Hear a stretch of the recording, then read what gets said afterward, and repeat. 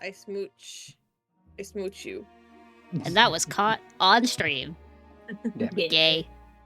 Okay.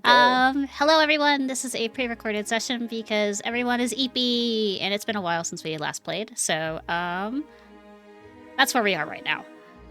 This was formerly known as, this is Performance Check, Curse of Strahd, the Darkest Faerie, was previously on the Performance Check show on Twitch, and now it is on my channel. If we ever stream it again, it'll be on A Petite Puppy, if you ever see it. This is a Curse of Strahd D&D game. We're running 5th edition. If you didn't know that, I'm sorry. Now you know it's 5th edition. It's a 2014 version. People like the 2024 version and like some of the mechanics. They can use it. We just have to make it work for 2014 without changing a lot of mechanics and stuff. This is a chilling tale where gothic horror meets a little bit of whimsy, some nightmares, or morbid curiosity. A story that takes place in the once belonged realm of Ulstea, the world of story. That's a homebrew world that Jester and I have created over the years.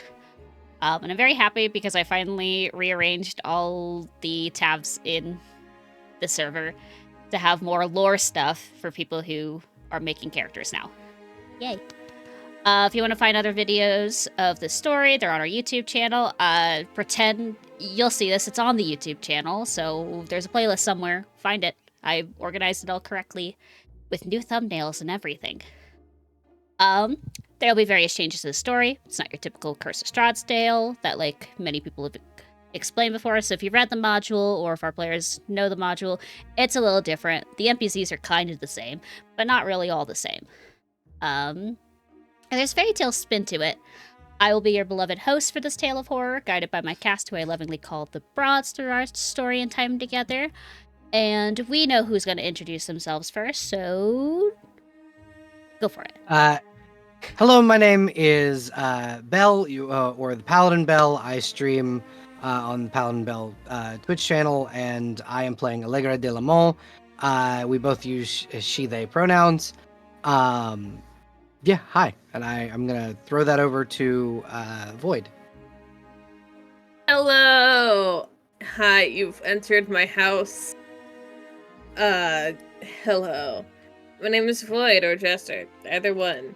Could be he, him, or it. It's pronouns.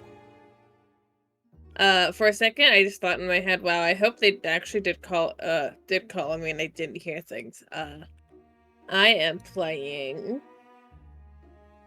a reborn warlock wizard. Flavored to be Elijah, and I'm very normal, and I just have so many questions about everything ever. Please answer them within the next business day. Pretty please and thank you. I hold the mic back like I'm throwing a long-range ball. I aim it for Celeste's noggin. My noggin? Your noggin. Are you trying to knock me out before we can play D&D? What's happening? No, you can catch it. You can think No, on that's your just feet. how Lottie dances. Babe, Like your knocking bestie's trying to people knock up? me unconscious. Hey, but now we know who Jester is playing. Lottie. Oh, I didn't say a name. No. Yeah, I'm playing Letty. Yeah, fine. I toss the microphone at you at a less deadly speed. So you had intent to kill, is what you were saying, before we called you out about it. When you take the mic. I approach you and gingerly grab the mic from your hands. No tossing. Hi, my name is Sage the Softkeepess, otherwise Sage, otherwise Celeste. And I am playing Katarina Durst Wachter. She is a Barovian human woman, reborn, roughly in her late 20s. Should be the really edgy and reclusive character, but is in fact one of the hearts of the party, and is kind of a best friend with everybody in the group. And yeah, I like her a whole lot. She's a near and dear blorbo to my heart. And I wield the she and the her. And I will pass that to my bestie, Creepy.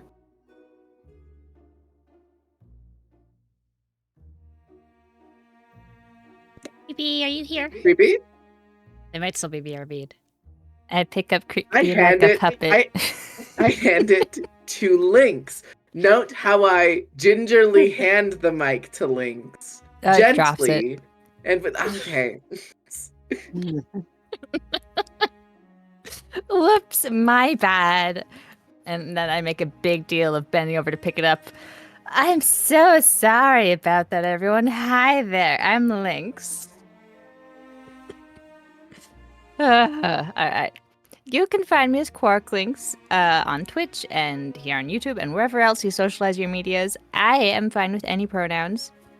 And tonight, along with every other night we play this game, I'll be playing R.A., who should be like the sensitive one in the group who's like in tune with nature, but is in fact the edgy one. So there we go. Perfectly balanced, as all Yeah. things should be. Exactly. And then I spike the mic into the ground. Yeah. I was gonna say, the edgy one who has somehow won the hearts of everyone in the party. Everyone wants a piece of this sad little creature's ass. Yeah, yeah. That's Or just to how hold it their is. hand. Either or. War you know, books? Lord Books. And then Creepy is playing Beth, who is our friend, our great friend. I believe Beth uses she they or she her. I could be wrong. I should know this as your storyteller today. In my notes, I have it recorded as she it. She it. Ooh. Mm-hmm.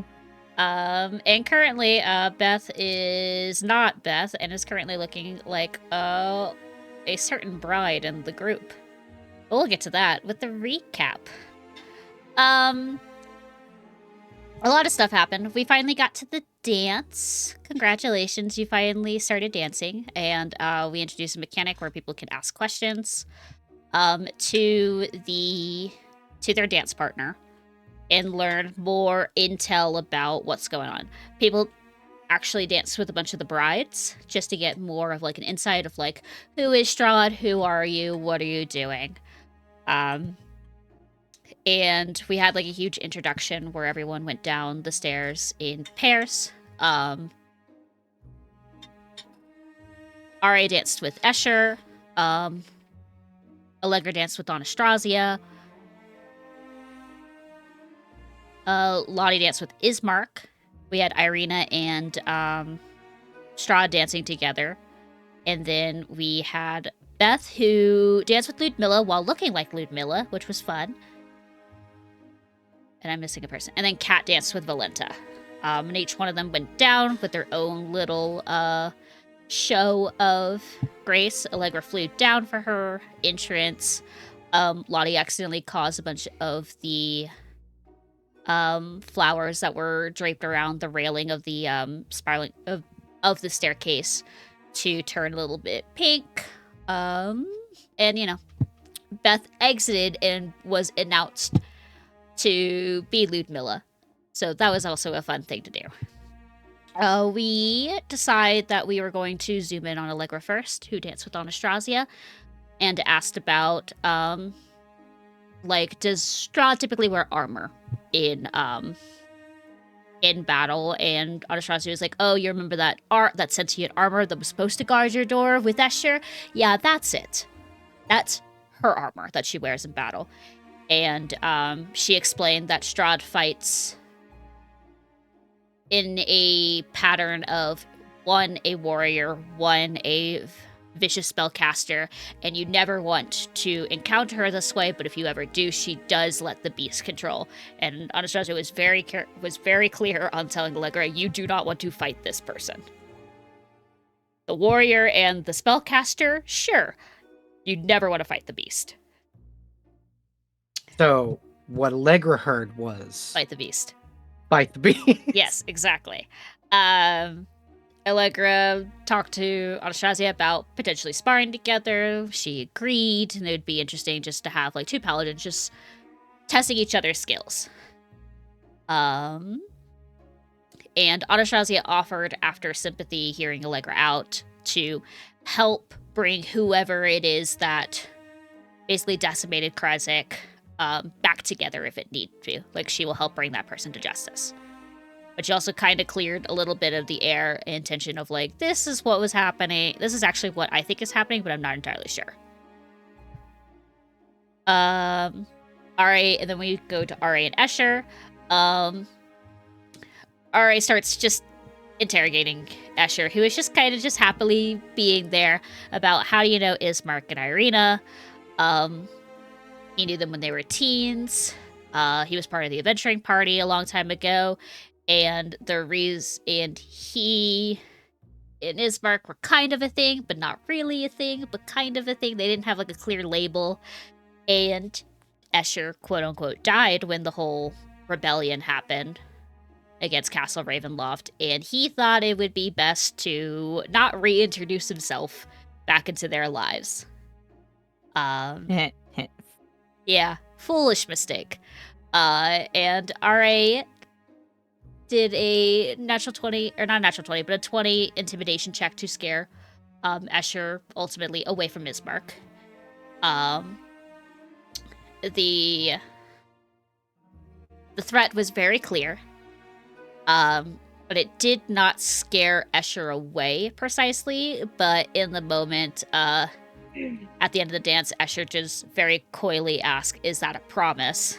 And a fate promise was introduced. Ra left a burn-like mark of a bow on Escher's forearm, and Escher left a faint link 16th note on Ra's pinky. And Escher will keep away from Ismark for the unseeable future. Or else. And the or else is really nasty, so definitely not gonna do that. Or else I'll eat you for breakfast with Captain Crunch. Exactly. Lottie and Ismark danced together, and it was more of Ismark just vibe checking Lottie to make sure that she was okay, and that's a very loaded question to ask Lottie at this moment. So Lottie was like, I think, sure, maybe. Might as well be. And like they kind of left it at that. Ismark kind of realized that like the conversation wasn't going great, and tried to make light about after telling Lottie that she should avoid pretty much everyone in what's it called? In Barovia. Like, you know, the Burgomaster, don't talk to them. Upper nobility, just don't. Strahd, steer clear. Any of the brides, don't talk to them. That person who's looking at us, don't. And Lottie was just like, oh, okay. I guess. And kind of I guess Ismark just in the moment read as sad puppy dog moment and went, hey, if everything works out well, you, I guess, after all the things that we've shown you in Barovia and taught you, I guess it's your turn to teach us the way of the world that you came from. And that got Lottie to start yapping very excitedly. And then start talking about the sun that Ismark believes is fake. And that you definitely could stare at the sun. No. They've been living a full 30 years of their living life with no sun. Listen, Lottie doesn't remember. This is a conspiracy theory. Lottie doesn't remember much, but she does remember you don't stare directly into the sun unless you want to lose your eye. Fake news. Someone please put sunglasses on Ismark when you get to the material plane. Cover his eyeballs so he doesn't stare directly at the sun. And then someone else has to slap their hand over Irina's eyes. Oh my god. Yeah. Beth and Ludmilla danced with each other, and Ludmilla kind of enjoyed the whole idea that Beth was looking like herself. And eventually, Beth started to manifest like little thing cuts to match the color of Ludmilla's dress on their form. Ludmilla came with questions. She, in like a proper like contract, was like, "Hey, little witchling, I need you to get something from your mother. Your mother has stolen something from me. You need to get it because you're the only person who can get it." And Beth actually saw through her plea and realized that this is something very important to Ludmilla for whatever reason. And eventually we figure out that it's like she was a very powerful archfey, and Beth's mother is clearly what she believes is siphoning magic power from this archfey, and all Ludmilla wants is just to bring her back to the material plane. Even though Beth did point out, it's like, won't that get rid of the power of your lord? And Ludmilla did not comment about that, just wanted, I just need her out of there. And then Ludmilla just basically didn't want to ask anyone and truly believes that Beth is probably the best person to go get this important portrait. Beth asked her what she did for fun. Ludmilla stated that she did chase a hummingbird around the forest a while ago. Remember that giant wolf that was stalking you guys? Might have been Ludmilla. Wow, that's so weird. So weird. Ha ha ha. Wonder how you could have found a hummingbird in Barovia. Wild. A green hummingbird. Interesting. And was leading me away from the party encampment that she probably hinted that she knew where it was anyway. Weird. Odd. And then Beth asked if she practiced any blood arts, and she stated that not necessarily she was a druid, or she is still a practicing druid, but unless you count therianthropy, she really doesn't dabble in blood. And then the Beth just says that, like, well, hunting is a form of blood art, and Beth offers a chase and a hand of friendship, and Ludmilla accepts that.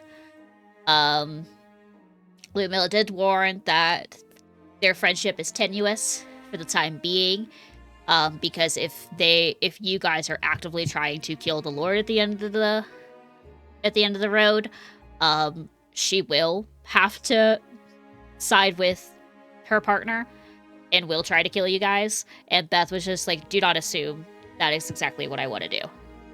And they kind of laughed, and both responded kindly to each other.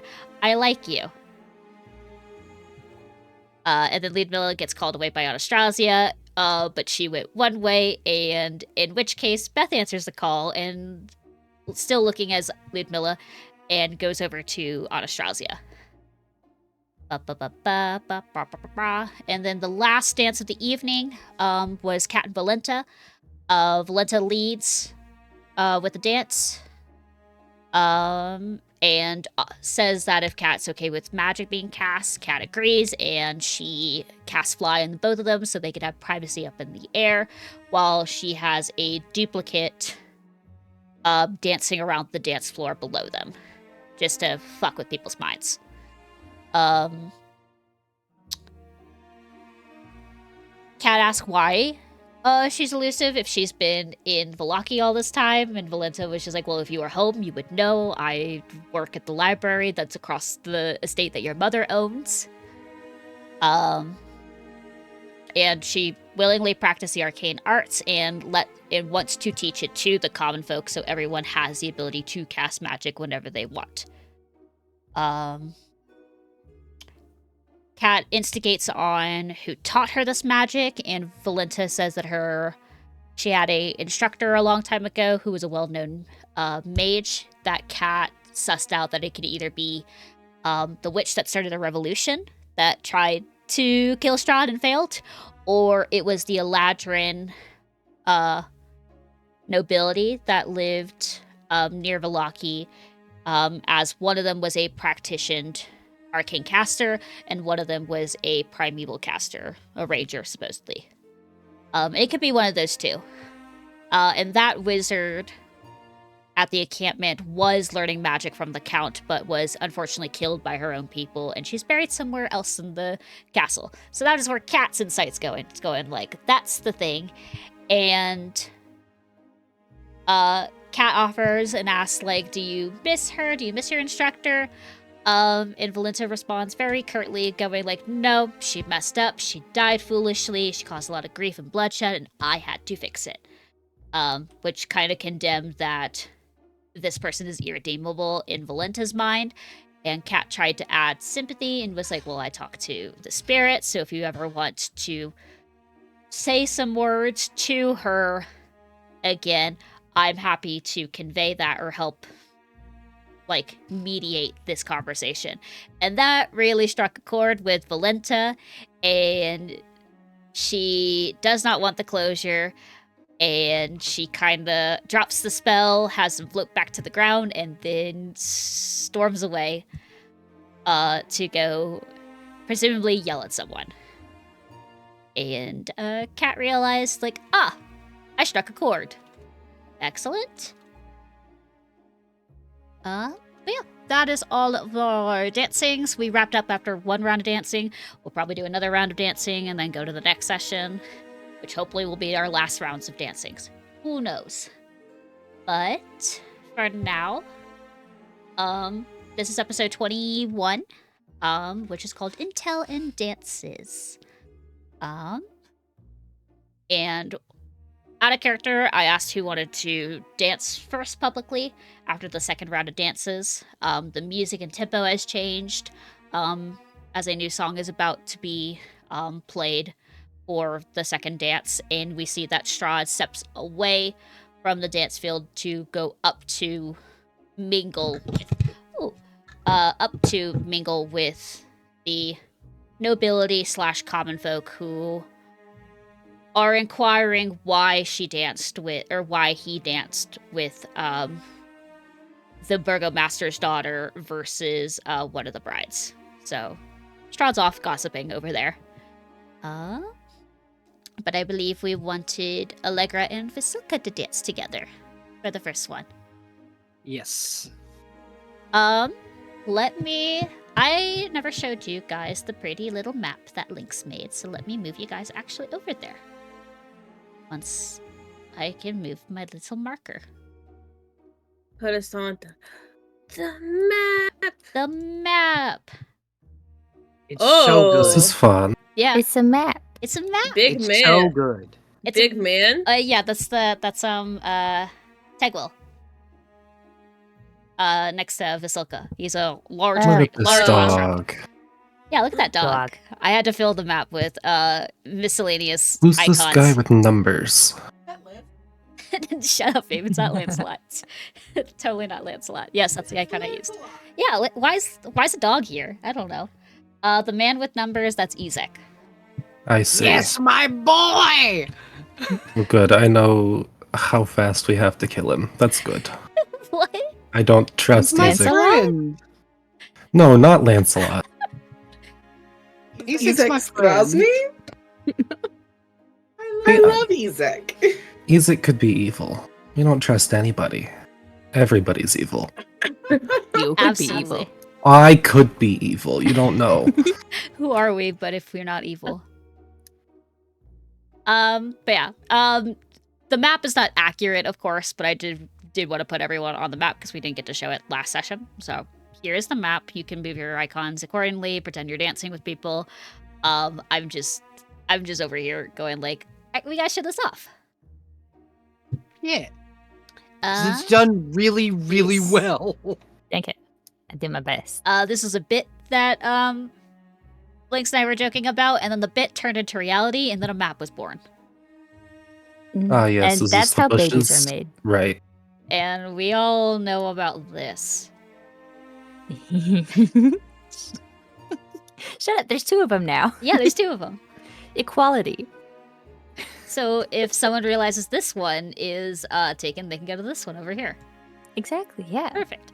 But also imagine that the dance floor is more flooded with more people. It is very crowded because this is like a once in like I don't want to say probably more than a decade since like a ball that was open to everyone was allowed. So there's just a bunch of people that are coming over mingling with one another. Would you say it was more or less than a century?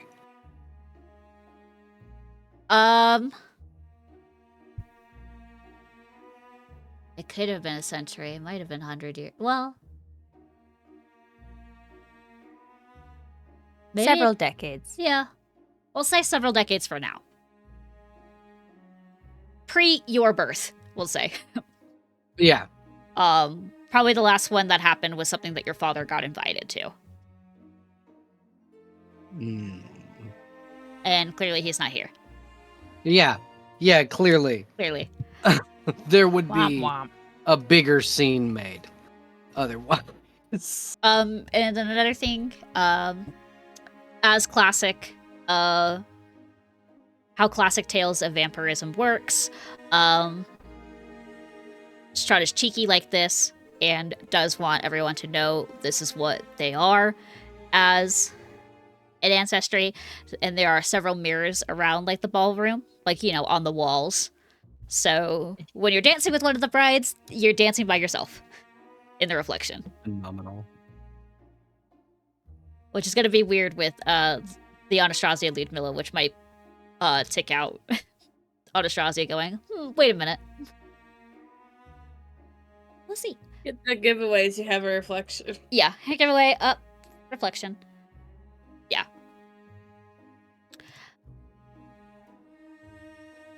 Exactly, thank you. I forgot to mention that, but I just know Strahd. Why is there hiragana? Onomatopoeia. What? Ah. What? Staring. It's an onomatopoeia for staring at somebody. Oh, you're okay. Thank you. I I was can like, take it off. I was like, where is Hiragana? I'm confused. Please help. It's It's very up. neatly done. Thank you.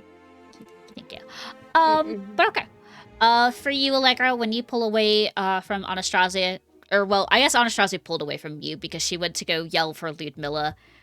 Gave you a very dainty wave goodbye, and then ran over to her partner, which we all know out of character is Beth right now. Mm-hmm. Yeah.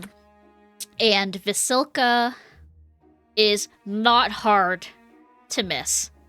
In the dance or on the dance floor, partially because Tegwell is right next to her. Yeah. Mostly just keeping people at a 5-foot berth from her, not to crowd her, Yeah. and then keeping her away from being almost trampled by people spinning and dancing. Fantastic. I think as Allegra will approach and tap Tegwell on the back like she'll knock on the armor, you can take 5, big guy. I've got this. And you see the armor turns abruptly to see who dares touch them, and then sees you. Here's the very polite, not a command, but very polite suggestion. Yeah. She treats him in a friendly manner. Yes. But he responds to it as if you gave him a suggestion. Yeah. And there's hardly any emotion that you see with him. But he looks down towards Vasilka, pats her on the shoulder, and then kind of stands to the side, leaning against the wall, just watching Allegra us. will lean into to Telwig and go, "You know there is another living suit of armor around here you could go try and dance with." And Vasilka gets really excited, and she's like, oh, yes, exactly, you should do that. Tegwell, that'd be so fun. You could dance with another sentient armor. Wouldn't that be fun? We may have to ask the Lord's permission, but we can see. You should go do that. I know, I think they're busy. I can't really see. You should very short. Come with me.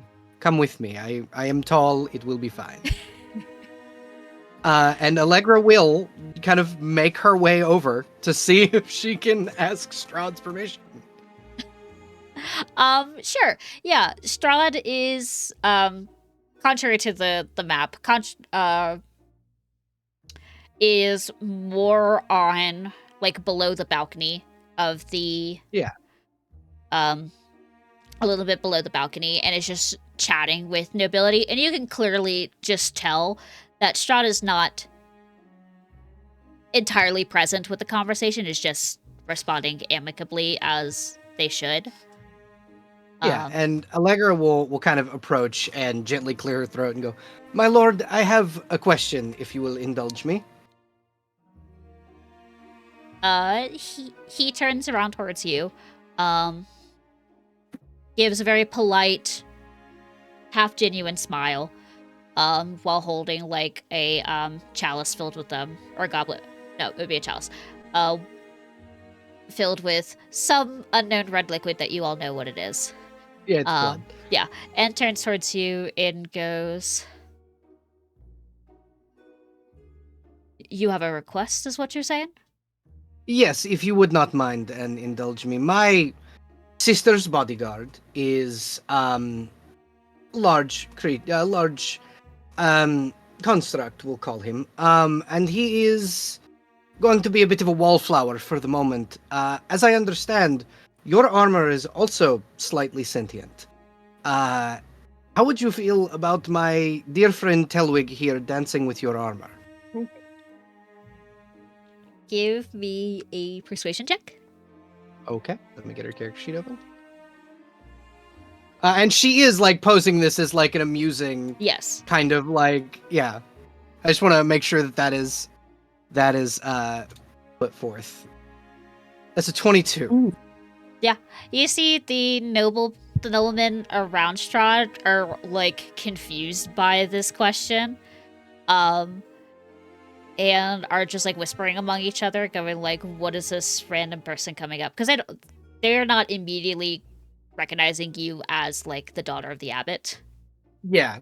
Right now you're just kind of blending in, and you just walked up to the cow and just asked a request out of nowhere. Very brazenly Yeah. asked a request. So they're baffled, and Strahd's... I will say that her wings are out the whole time. Like, Yeah. she does not ever hide them. And you can hear a little bit whispering of, like, who is this person, yada yada. Yeah. And people are theory crafting on who you could be. But Strahd lets out, like, just a bark of laughter and goes, "All right, no, this amuses me greatly. I figured it might. If you want your fine companion to go fetch my armor, it's in the garden. Phenomenal. Ensuring that you're no good, one but- is, Mhm. unfortunately And- trespassing in a place that they shouldn't be walking in." Phenomenal. Telwig can accompany them. Telwig, your dance partner awaits in the garden. And, like, you see that Tegwil kind of looks around. yeah. And is confused for a moment, and She'll then, gesture to the door. yeah, and then Strahd goes, "Just go past the fountain over there, keep going, and you'll see a maize field. That is Dudmilla's Grove. He should be at the base of it." And very confused over this whole entire exchange, the armor nods, does, like, a polite bow to both you and Strahd, because I realize it needs to do that, and then we'll open the door when there's not a bunch of people that are coming and going, and we'll leave. Phenomenal. Had to distract the armor somehow. Yeah. While Allegra explains to Vasilka that they need to kill their dad. Okay. Cool. That was the goal. I think it is only now that Allegra kind of takes a brief moment to actually look at what Vasilka is wearing. Mhm. Yeah. I was like, if you want to explain what she's wearing for the audience, you can, otherwise I can. Yeah, if you wouldn't mind, because I don't know exactly what it looks like, but I know what it is. To everyone, we all recall the conversation that Allegra had with her father about hearing that Vasilka was coming in a white dress.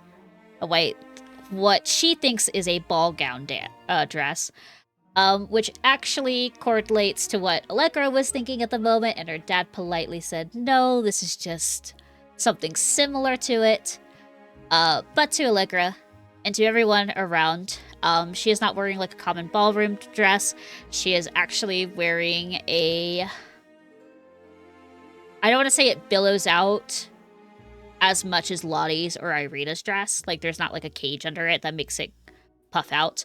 But she is just wearing a wedding dress that's a little bit modified to fit her frame a little bit better, and there is a subtle train that kind of follows behind her that she is just carefully picking up with, like, one hand while she is waiting around for Allegra to return. But to Allegra, you know for sure that this is your mother's wedding dress that she is wearing. I think the immediate reaction is the same reaction every time Allegra gets pissed off. Her wings are not only puffed up, but glowing. Yes. Fucking bright silver. As she makes her way over to Vasilka, and she goes, "Vasilka, my darling sister, is that my mother's wedding dress?" And you see that she tips her head to the side, kind of curious. And you know that she can never lie to you. She's very poor at lying. And she goes, "Maybe." So our father lied to me when I asked if he was sending you in a wedding dress. Good to know. "No, I decided to do it. It was the only dress in the castle, and we couldn't do an express order, from what I understood, from Vallaki to Krezik very quickly." I could have had one made from you when you were in Vallaki. "Well, I didn't know I was coming, and then suddenly you asked me to come, and then I asked Father if I could borrow the dress. I see. And he didn't say no, but he didn't say yes. You see her jaw set. She's just like, I love you, dear sister, but I love you too. you could have. Ooh. So me and father had the discussion before this ball, and I asked him very explicitly if you were wearing a wedding dress to the ball, and he said no, just in general. So he did lie to me. I'm sorry. I probably should have told you, but Siegfried told me not to tell anyone. Because she thought it was a good Really? idea. I see. Dear sister, I am not angry with you. I want you to know that. First and foremost. I know that it seems like I am angry, because I am, but not at you.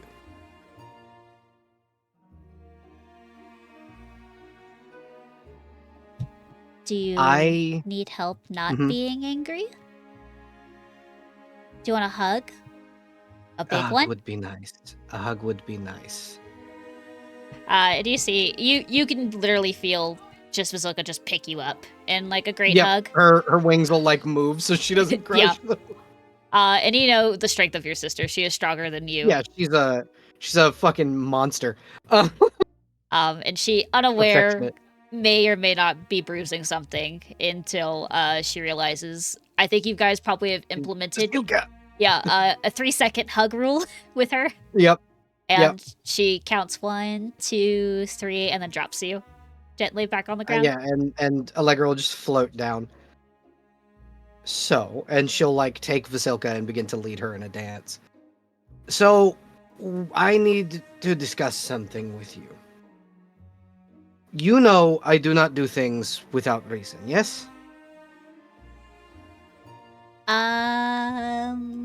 Yes. And you know I would never do anything if I did not have good reason behind it. Albeit, I'm going to... some of the people at the Abbey think otherwise. Some of the people at the Abbey... Nope, no. Composure. Vasilka, I believe our father has intentionally allowed people in the village to die. I believe he intentionally did not intervene when the wolves attacked. And you see that she was going to say something, like her eyes like lit up in worry. It was going to say something, but you continued the statement, and she closes her mouth and nods. Oh. Okay. I am going to confront him about it, and it may not end well.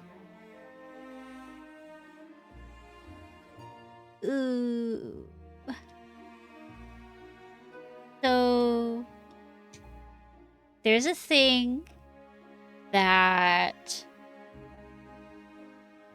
some of the people told me happened when I went home. Mm-hmm. But like, he fixed some of the people, and then something assumed there happened, were- and there's a lot of people that are no longer fixed anymore. I know. Okay. I figured that there would be consequences. As you can see, and she'll like spread her wings back out. My wings have returned, which happened while you were in Valaki with me. Yes. You screamed very was a loudly. Yes, that was a consequence of me releasing my oath of glory to, and the oath that I had taken when the village was attacked. And as a consequence of me having my wings returned, I suspect people died. And you see she nods in confirmation.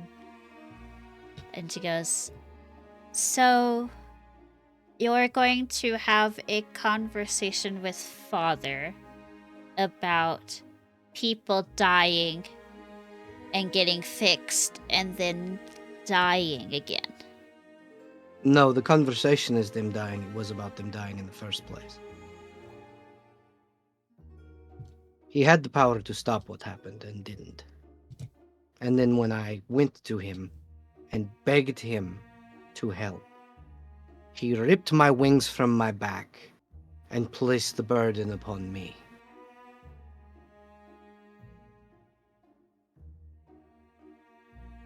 You see she's nodding her head, but not entirely following the logic. Father's place in Krezik was to protect it, yes? Yes. And he did not. And while people were dying, and I was doing my best to fight, as was my mother, who passed, Father did nothing until after I was injured and begging him. And after the begging, he tore my wings from my back. You remember? I think so. And that was the price for those people returning. Was the burden of responsibility, his responsibility, being passed to me when it never should have. So it's his fault and not both of your faults, right? No, I will not say that I did not know that people would perish if I relinquished that oath. I knew there would be consequences of some kind, and that did not fail to cross my mind. But had he intervened in the first place, it never would have happened to begin with.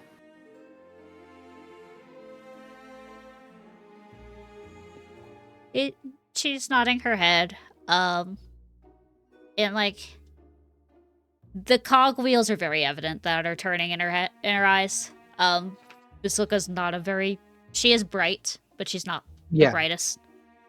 Yeah. She's still very a lot of room to improve on learning things. And she understands the logic a little bit. And then goes,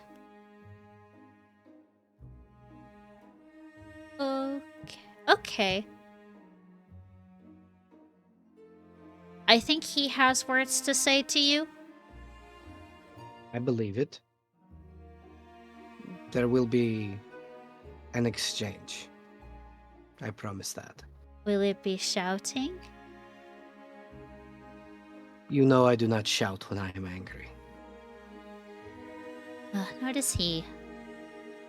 You're both very scary when you're. You're both very scary when you do that. Do not worry. I will not. The reason I bring this to you now, before it happens, is because I do not want you involved. I could hang out with Siegfried or Otto in the garden, I guess. How about you hang out with some of my friends? Are they coming to the Abbey? They Are we gonna show them your room? In my room? We could show them the kitchen. We can and show the dining them room. anything you would wish. We can show them anything you would wish, but after, I will be speaking with Father once we have done your tour.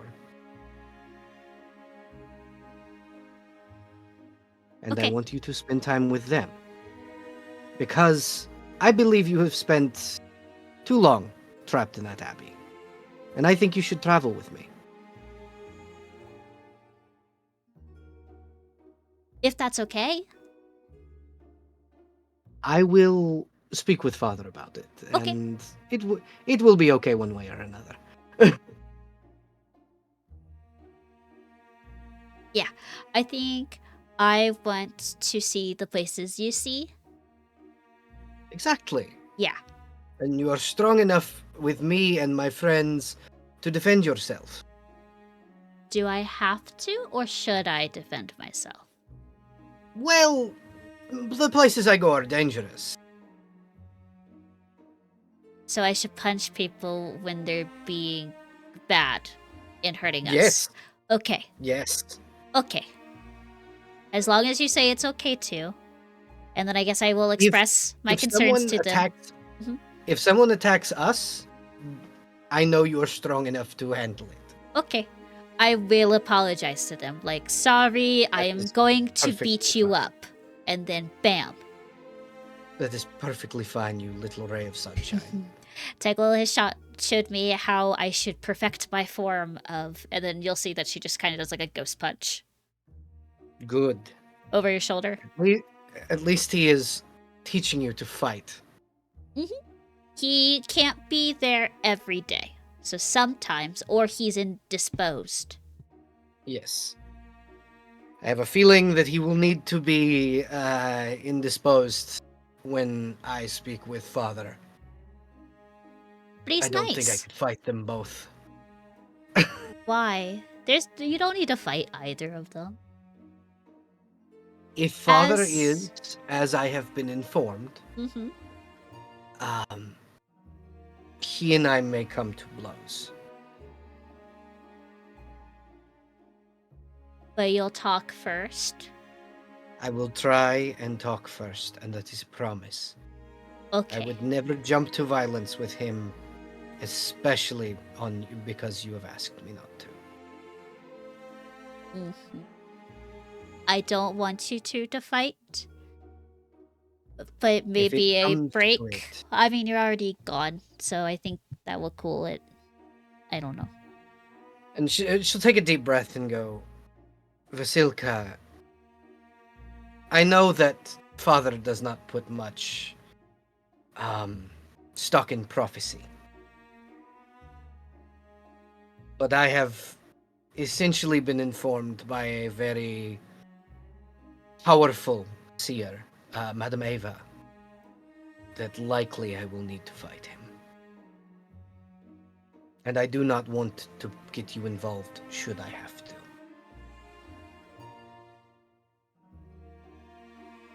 So I wanted to warn you first. But I will speak with him before that happens and try every avenue I can to not have to hurt him. Mm-hmm. I want No you. matter how much rage I hold in my heart toward him, I love you more than I hate him. I would want you to give me an insight check on your sister. Okay. You have advantage because this is your adopted sister, basically. The closest relative I Yeah, have. Yeah. Just like you always have advantage on your father, depending on what rolls. Also, That's 22. The I cogwheels like we're are rolling hot tonight. the cogwheels are spinning. And she hears what you are saying very well. But you said the word, well, this is what the prophecy says I have to do. And you could read your sister's intentions very well. Mm-hmm. And she is reading prophecy as a grain of salt because prophecies can't be changed, and Vasilka is going to try to circumvent that. And so she is, while you are talking, she is clocked out and is coming up with her own little ploy on how to prevent you two from coming to blows. She will gently squeeze her hand and go, Vasilka, Yes. I ask you and implore you, Mhm. do not get involved. But I'm already involved. Promise me that you won't try and step between us.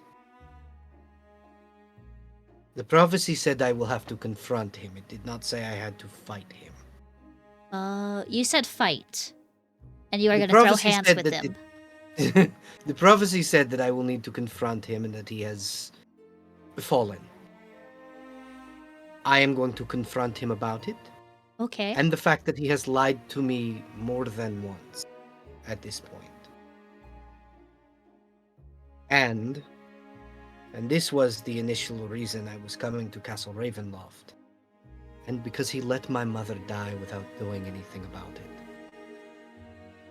A woman he claimed to love. He let her die when he had the power to stop it, and didn't. And so, I will confront him. But I promise, fighting him is the last resort. But if it comes to that, I want you to promise me you will not get between us. Well, I'm showing them the kitchen and everything. I assumed I was going to be a tour guide while you were having a very serious conversation with father. Exactly. Yes, But so I can't be there. Yes, exactly. So promise me that if you hear us get physical, you will not come running. Because I know you. You're fast and you're strong, and you could, if necessary, stop me. I will not. I promise I will not run over there. Thank you.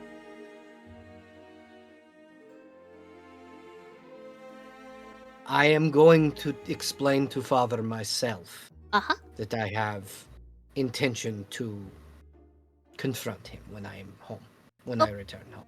Okay. So you will not need to warn him because I will warn him myself. Can I tell the Bellevues or no? Secret? She takes a deep breath, and she goes, I fear if anyone else knows that potentially they will also try and stop me. Okay. It will cause upheaval. Can I tell Tegwill then? Because he can't talk. He can't talk, and he must he has to obey Father. Shit. Yes, you may tell Tegwill. Okay. Because I don't think I would be. I have to tell someone. You would explode if you didn't tell someone. Yes, exactly. So, yes, exactly. So yes, you may tell Tegwill. Mm-hmm. I will already be telling Father, so it is what it is. He'll know anyway, so it is whatever it is. And let's keep the you adventuring with me thing on the. You can tell someone in the village. No, you know who you can tell? Mm-hmm. Who would be an even more. Do you remember my other mother? Yes. She sometimes You can tell her. Says hi. You can tell her all of this. Everything that I have told you, you may tell her. Okay. That way, you won't explode. I will tell Tegwill, and I will tell Amara. Okay. Yes, exactly. Okay. Now, do you want to dance in the air, my dear sister? Okay. She will pull Vasilka close and then take to the air. Yeah, and it's a very, she can't really move in this situation. Yeah, Allegra's shifted so her feet are under Vasilka's. Yeah. So Vasilka can kind of make the movements. But I would say she is less enthused about the dance and more of, watching all the people that are below you guys. And is just, as you are faux dancing in a way in the air, she's just pointing out to interesting individuals that she sees on the dance floor, and just chatters excitedly about it. Phenomenal. And then eventually she'll bring her down and kind of smile and go, would you like to go see the garden with Tegwill? Yes, I do. Phenomenal. I am going to take my leave and speak to someone else, but do be safe, sister. You too. And then she will just gently bow and kiss her on the cheek and then head elsewhere. And Vasilka very loudly yells goodbye to you. And then you hear a lot of like, excuse me, pardon me, trying to get to the door, excuse me, I said excuse me, and then someone gets pushed. It goes, oops. But she makes a grand exit on her own, just by nature tripping over her own dress. Yeah. Allegra just kind Her of just being awkward. sighs really heavily and goes, "Oh, what am I going to do?" You told your sister that she was going to be a part of the adventuring party, and that's the burden you must bear. That she's going to attempt to make her part of the adventuring party. Yep. And then Allegra's going to go try and find Kat. Okay.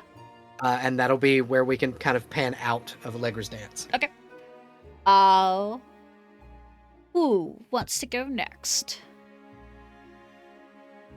We got Kat and Ra, we got Lottie and Escher, and then we got Ludmilla and, or not Ludmilla. Well, I guess Ludmilla and Anastasia. Technically. I'm good. If Lynx is here, we could do our dance. I'm present. Puts these two boy bows together like little dolls. Now kiss. I was Wait, gonna say, I mean, now kiss. who said that? Who said that? What?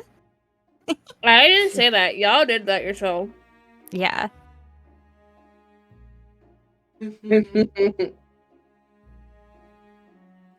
Yeah, certainly.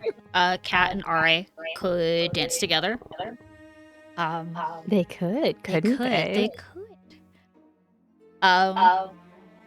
With Ra being more the perceptive one, you will see that when Kat leaves her,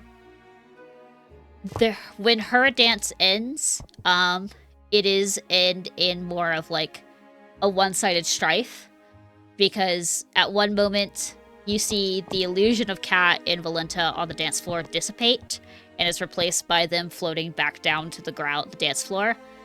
Valenta says something that feels very curt, bows, and then storms off, leaving Kat just kind of on the outskirts of the dance floor. Smiling, smirking, plotting, who knows?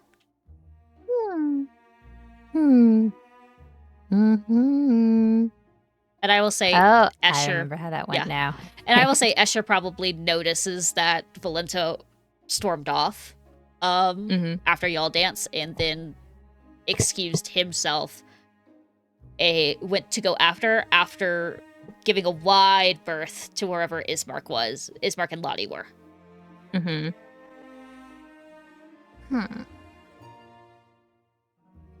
Okay, sorry, just recapping the notes from that last session. Yeah, that's interesting. Although there's probably a lot of interesting social interactions going on, because like after leaving Escher to their own devices, alright, probably people watched briefly, very briefly, enough to see that. Probably wouldn't make a move immediately unless Kat was just kind of like standing there and seemed uncomfortable or something, but like would be looking at Kat to suss out, she good? So to shine a little bit of light on this, because I've talked about it a bit with Abby between sessions. While it seems on paper that dance ended explosively, which it kind of did, Kat leaves that dance feeling more than satisfied with the information she was able to glean. It's very funny because, like, the dance ended catastrophically, and Kat seems to be, like, very happy with the way everything went. Yeah, I remember, because I believe, didn't Kat go like, hey, if you ever need closure with like people who've died, I can help? And then she was like, the fuck off. Yeah, because the way that Kat sees it, and also the way that I see it, is if Valenta was truly over it, she wouldn't have entertained the notion at all. Instead, what Valenta did was got angry and stormed off. which told Kat, "Oh, you're still very emotional about this, which is exactly the in I want." Oh, this clearly still matters so much to you, even though you continue to protest that it doesn't. And so that's where she's at. Cool, yeah, so Ari's just looking between these two befuddled, like, maybe I don't have a high enough social IQ to understand that interaction.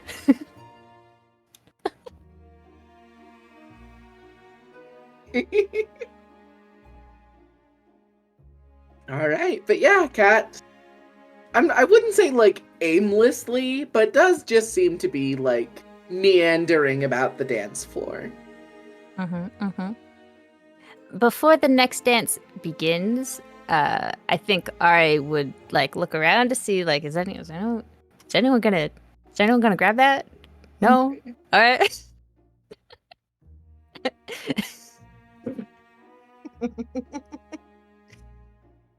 It's so stupid. Yes, but I love Yeah, okay. And they would make their way through the dance floor around the people like, oh, so sorry, excuse me. Keeps opening token settings when I don't mean it to. What the heck? And would approach Cat and just kind of like if not tap her on the shoulder, just kind of like wave a hand and like greet in a somewhat casual way, actually, you know? Chill. They're being chill, which is weird. Uh-huh. Uh-huh. As you approach, Kat will smile, grab either side of her skirt, and curtsy to you. Yeah, seeing that that's the vibe that's being put down, Ari would pick it up and would bow respectably. And based off of our prior conversations of like gender roles and the like who's leading the dance and who's following, no need for an insight. I'll just give this one to you for free. Kat, with kind of a smug look on her face, is waiting for you to ask her to dance and makes it very evident that she does not plan on asking you. Yeah. Is like waiting for the like, well, come on. Yeah, so like Ari's kind of just like standing there, and then like they're stopping and starting, and then eventually they stand up straight, clear their throat, little bit of a pink tinge, and lean forward and extend their hand. Miss Katarina, would you care for a dance? I think I very much would, and I will take R.A.'s hand. Holding hands, idiots. Idiots.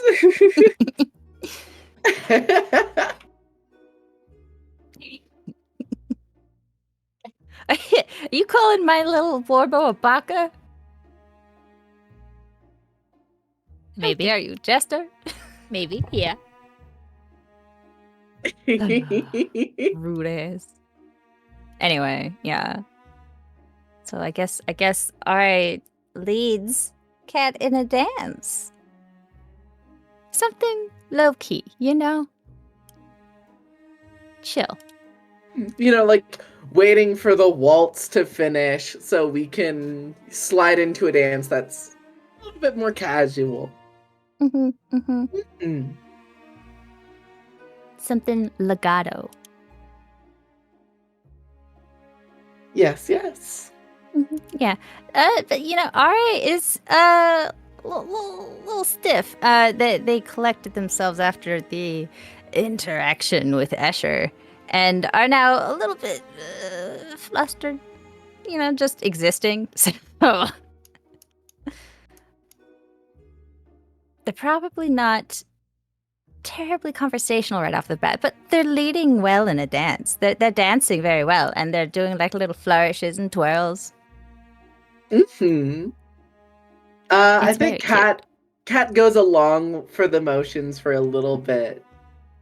Wide smile the whole time. But will eventually say, not a peep? You're taking this very seriously. Yes. How's the ball been for you so far? Well, I think you saw the result of my last dance. From my vantage point, you seemed pleased with it. Of course. You know,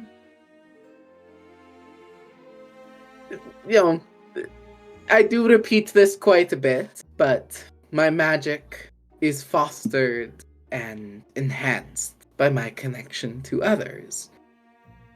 That means for me to use my magic at its fullest potential, I need to have a good idea of someone's emotional baseline, And does where I that need also to work come out with them. adversarial relationships?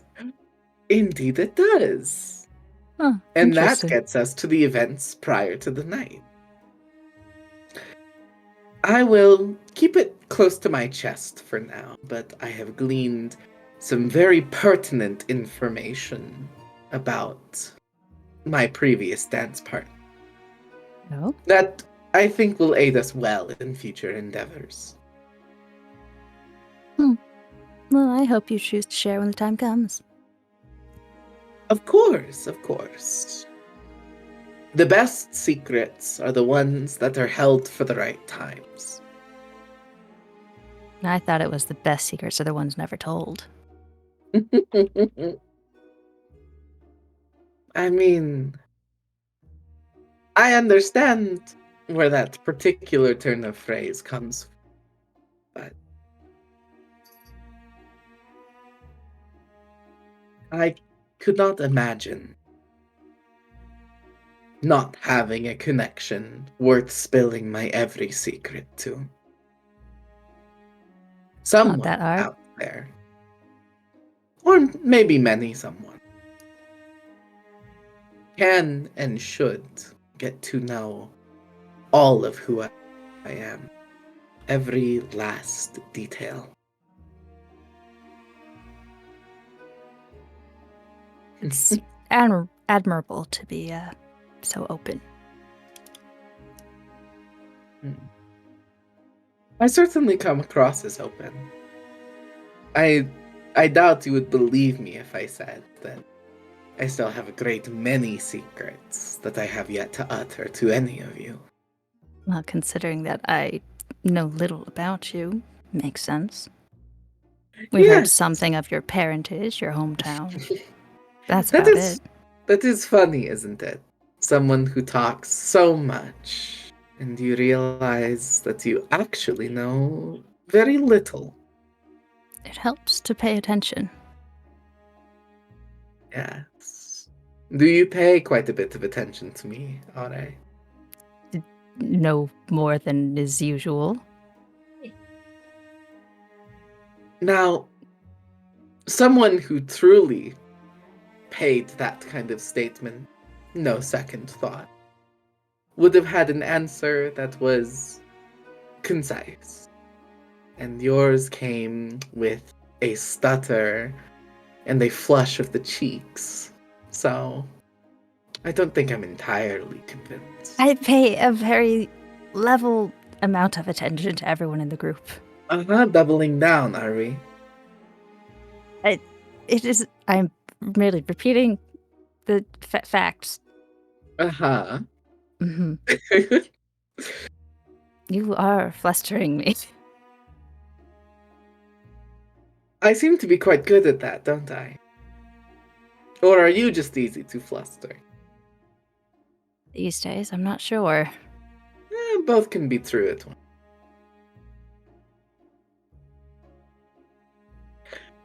But, for whatever it is worth, Aure, you do not have to be so flustered and uncertain with me. If you know what you want, I am happy to oblige you. And if you are paying close attention to me, then I am flattered. I think their eyes widen slightly, and then they avoid eye contact, a little bit, a little flushed still, but it's not quite easy to tell if it was from before or if it's a new one. Mm-hmm. I think that they'd be quiet for a couple of moments, and then if Kat doesn't interrupt their thoughts with anything, after a bit, they would probably say,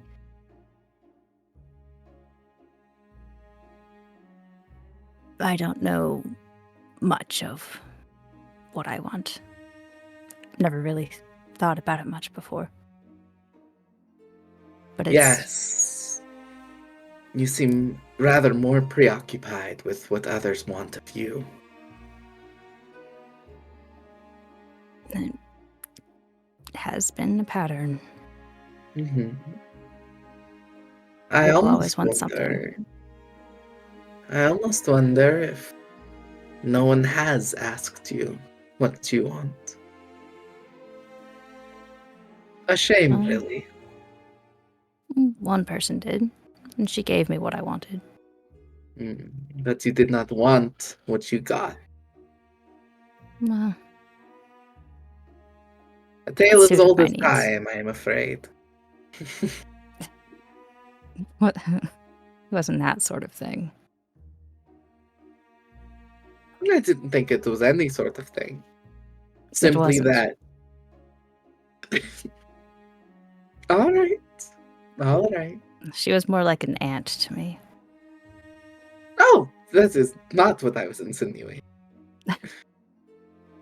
No, I simply mean to say people think they may want a certain thing, and they may claw and scratch to try to get it.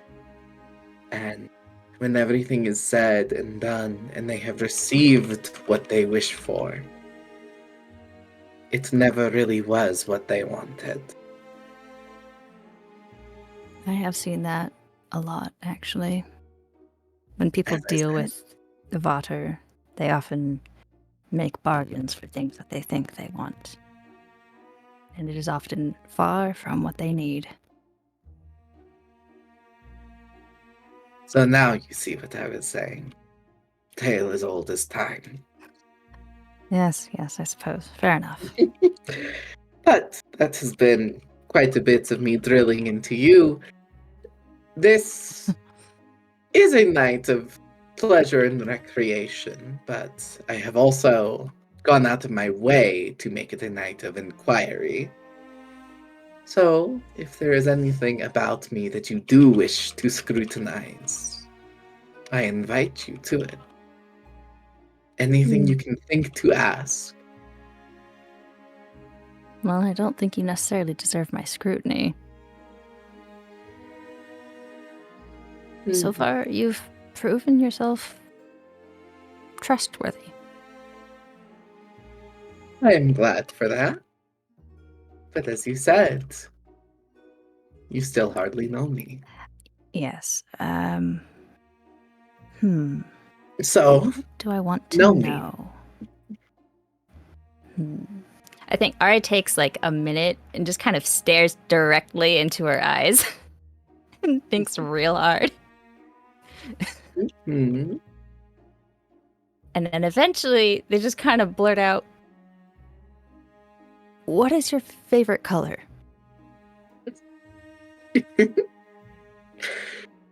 What an adorable question. It was the first thing that came to mind. Red, darling. Red. Good to know. Do you have a favorite food? Or did you have a favorite food? Yes. As everyone has noticed quite well by now, I do not have the need nor desire to eat with my nature as a half-living person. But I could think of many Barovian delicacies that once once had my tongue water to taste them. Ooh, let me think if I can find a favorite. How about we narrow down the category? Just dessert, then. How about that? Ooh. Okay. Dessert. I did always have quite a sweet tooth, I think.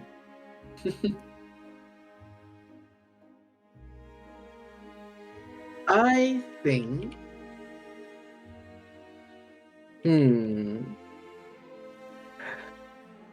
I know. Crempita. It is a cake made from a thin, flaky dough and a fluffy custard, sometimes topped with an egg white meringue. Sounds absolutely decadent. It was indeed.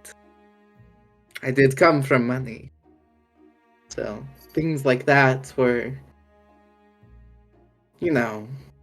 while the average Barovian citizen was making a couple silvers a day, I was eating crempita and papanasi and rhubarb crumble and gooseberry pie and Svalich wood pudding. Now you're making me realize I didn't eat a lot at dinner. I ramble. Good question. Thorough answer. Although you did say something that I am more curious about now that you've mentioned it. Mm-hmm. Half living? Yes. I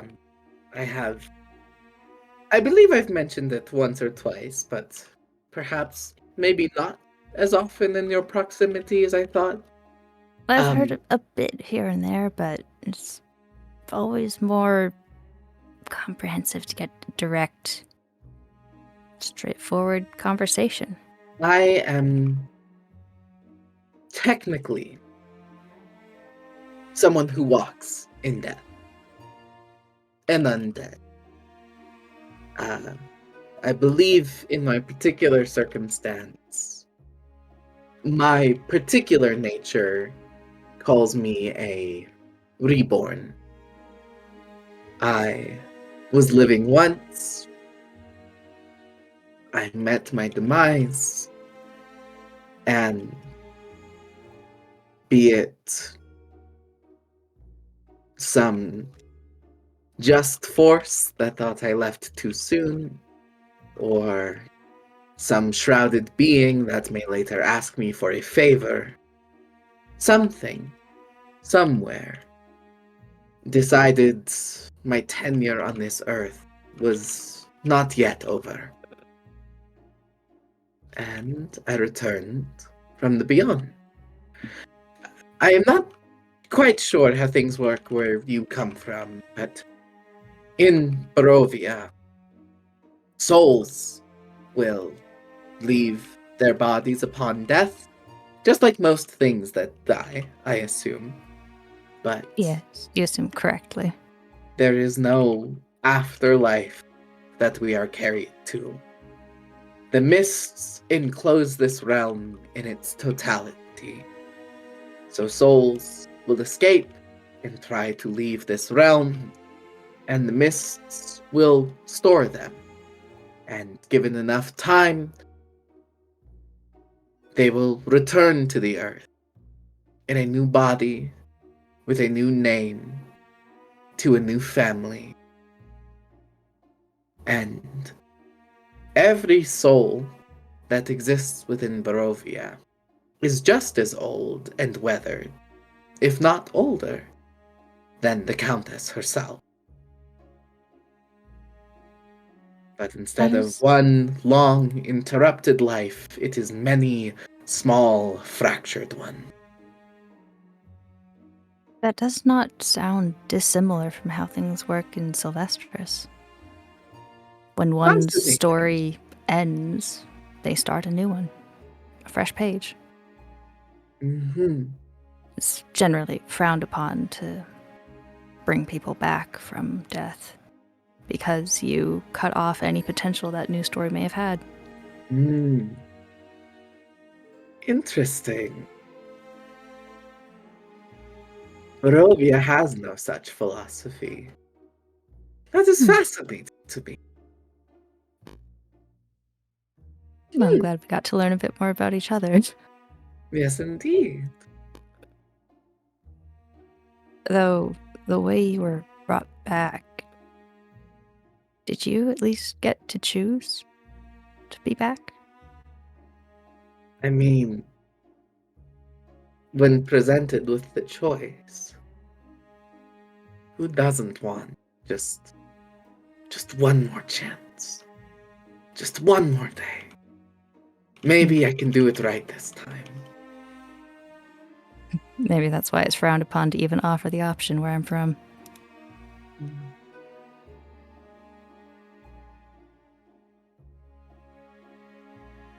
Perhaps. Sorry. Things have taken a turn for the serious. That's... Oh, please. You do not have to apologize. I love ruminating on theological differences and the philosophies of life. That's a very romantic way to put it. Well, everything in this land is so dour, you do kind of have to make things sound romantic from time to time.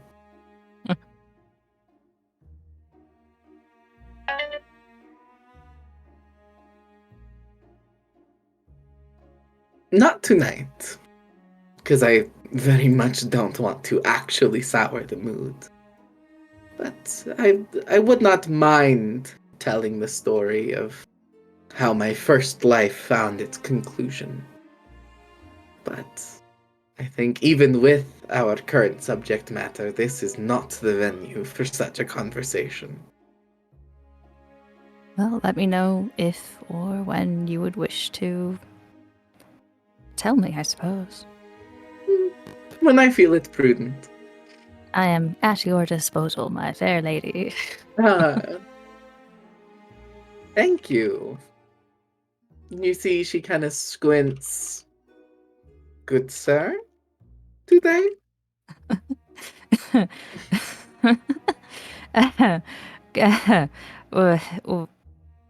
Whatever. No, please, it is your body. You may choose how I address it. Who do you feel like today?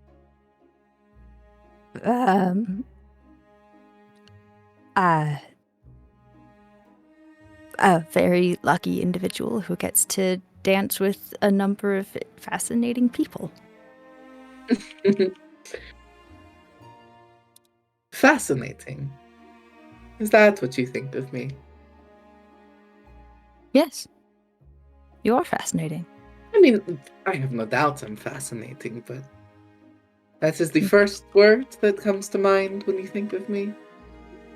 Well, yeah, your hair is black and white. Your eyes are two different colors. You have these markings on your face. It is fascinating to look at, and your conversation is always fascinating. And yes, fascinating. Fascinating. Would you prefer a different word? I can come up with a different word if you would like. No, I believe that is how you truly feel. Incandescent? Is that do you like that one better? You do not need to try to impress me, R.A. I am already happy with this conversation. I'm not trying to impress you. I'm just trying to pick a word that you don't dislike and raise an eyebrow at. I did not say I disliked fascinating. I simply wanted to know if that was truly the first word that came to mind when you thought of me. I like fascinating. Well, The first word that comes to mind when I think of you is your name. So, You do The not second have to word. treat it so literally. you asked. No. You are a precious thing, aren't you?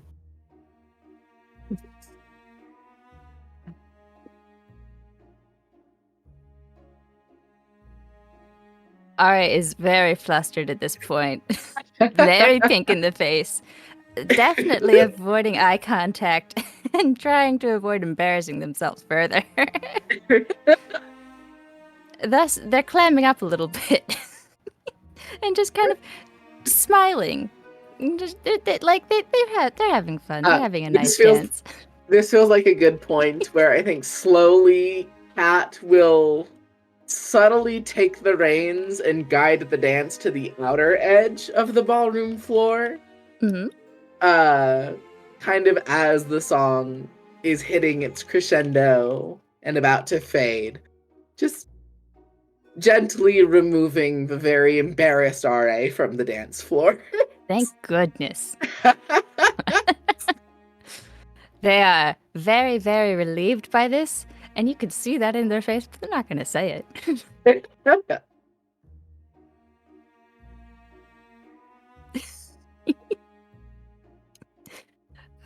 Yeah.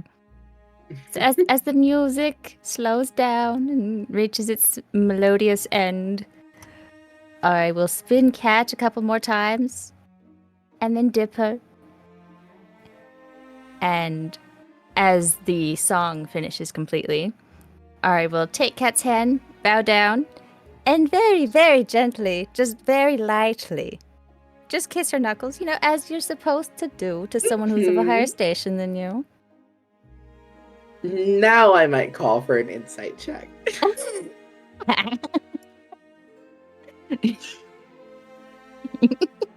It's a 14. 14. Mm-hmm. I think it's mostly like mock flattery. She like puts her hand on her collarbone and goes, I'm practically swooning. But there is a little bit of like genuine sentiment, but like it's mostly obscured by her like playing up the like hooray.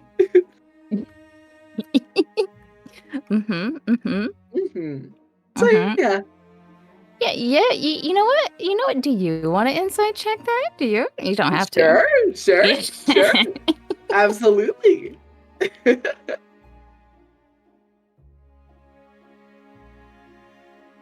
I am quite good at insight, actually. 18. Oh, cool. Yeah, so she definitely notices the way that Ari looks up through their eyelashes when the kiss makes contact very briefly.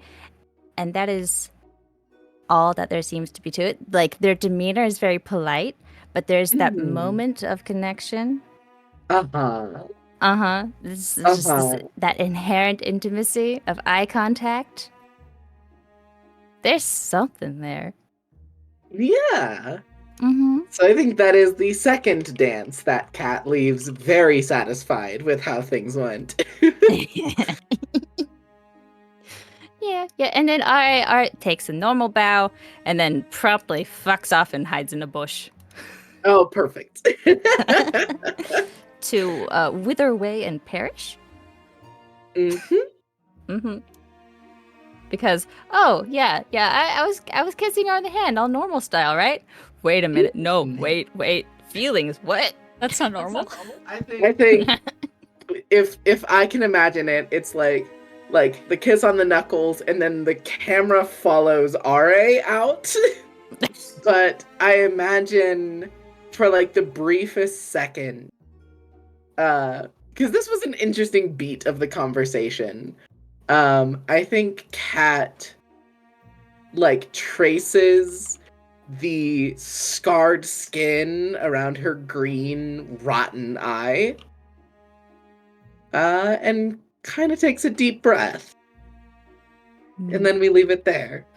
And she watches as Ari bumps into 3 people on their way to a bush.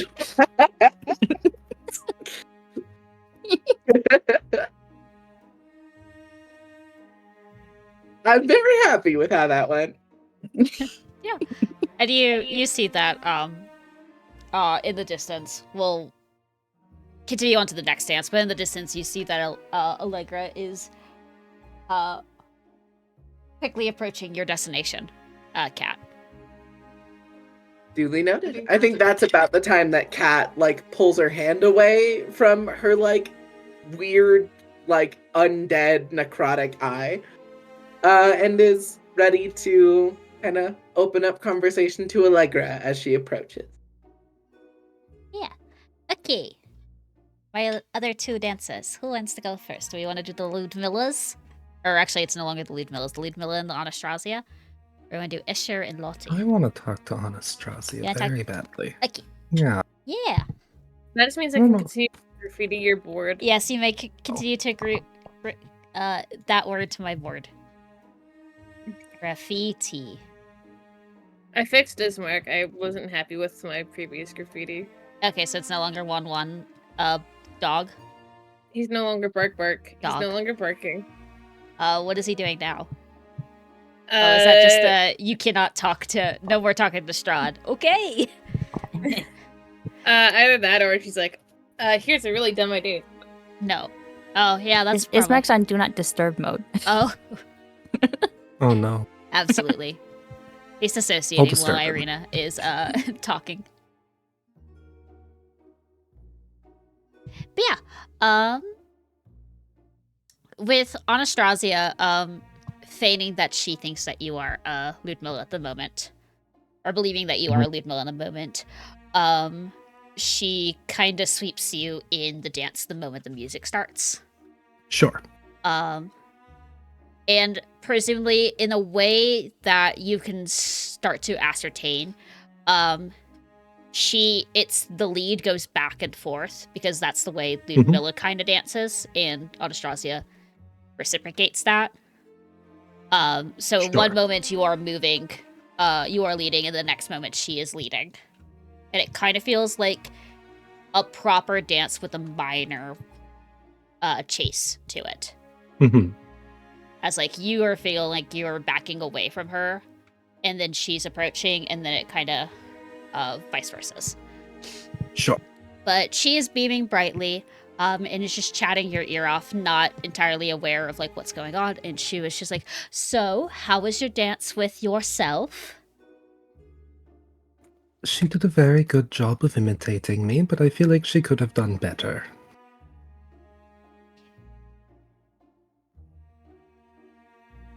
Okay, all right. Is there anyone else you want to dance with?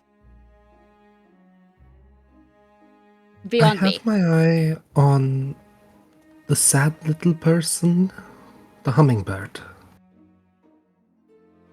I feel like it would be fun to dance with them. I hear you cackling in the background. Ow.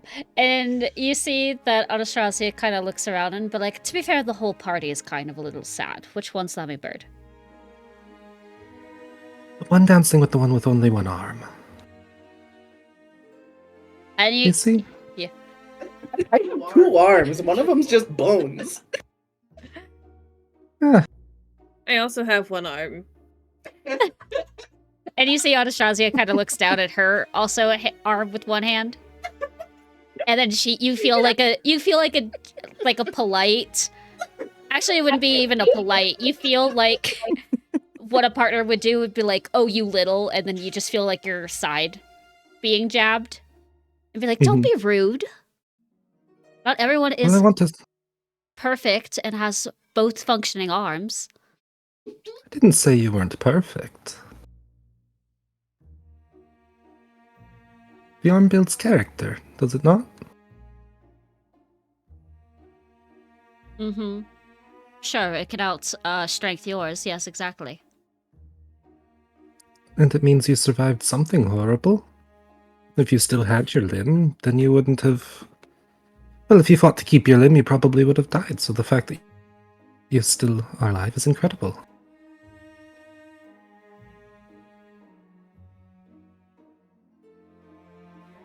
You see that she listens. There is a roll of her eyes, and she goes, we are not getting back into this discussion again. No, absolutely not. Well, if you insist, do you mind if I take my mask off? It is quite hot in here. Sure. When do you abide to the rules? And out pops Beth. Very Beth looking. Bright yellow hair. Bright yellow hair. Oh, yeah. Do you still have is your outfit very similar to how you were copying Ludmilla's, where it's got the lines on your... The lines on her skin stay. There's new ones that are forming as she dances with Anastasia. Okay. But the outfit changes back to her own. Mm-hmm. You know, that is a very fun mask to wear. She's very threatening.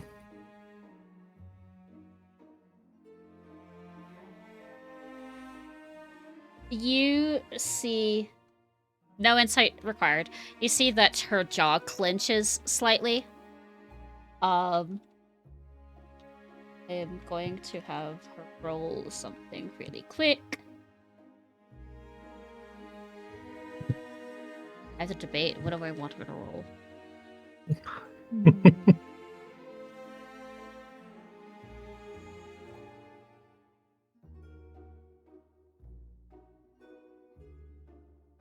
And then she gets a stupid thing. Okay, yeah. You see that her jaw clenches for a brief moment, like she was taken aback and a little bit annoyed by it. But in the mirth and merriment that is in the festivity that is happening around, she kind of cools her composure very quickly. Like, does not let the anger or the Sure. just take over. And she goes, Yeah. "Oh,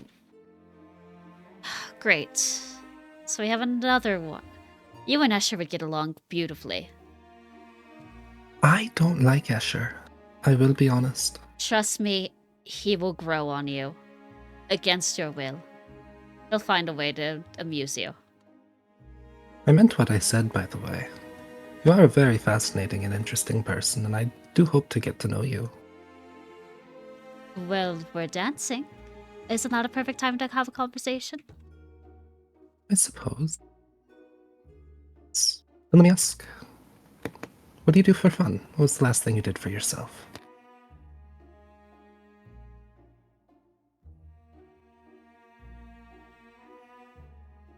I had to... Let me see. Last thing we did for fun.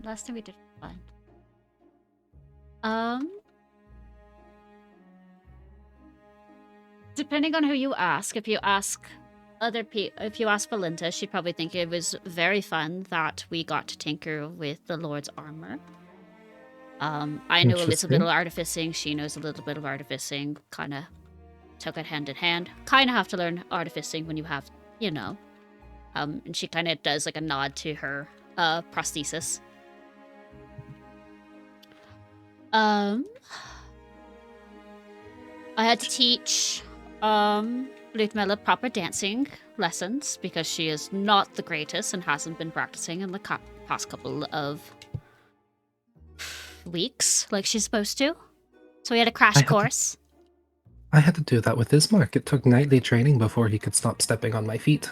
Yes, and she's the exact same way. She has a particular way of dancing and can't scare all of the guests away. It's exhilarating. Yes, but not for everyone. You know. Then I suppose they're missing out.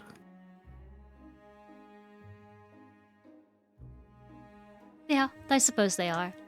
And you see she responds out, like, fondly, as she thinks about it. Mm-hmm. I am a little bit unamused that you did take my dancing partner away, and you're feigning her. But I guess I could have that dance later with her. In my defense, It seems that your left and rights are a struggle, and maybe we should work on those. I was only a mirror of Ludmilla.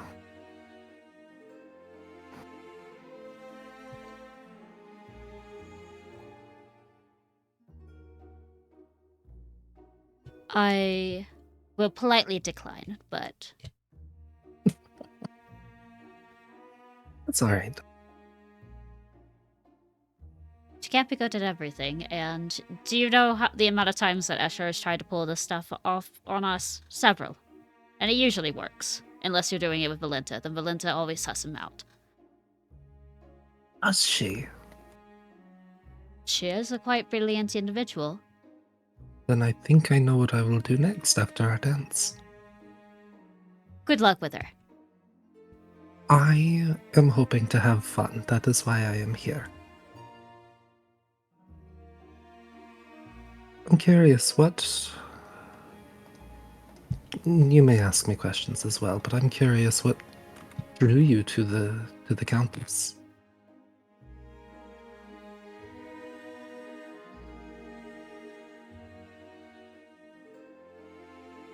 Well,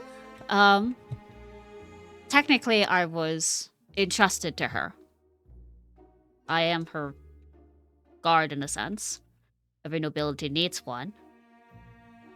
But I've stuck by her all this. It was an assignment, and then the assignment ended up leading into a partnership.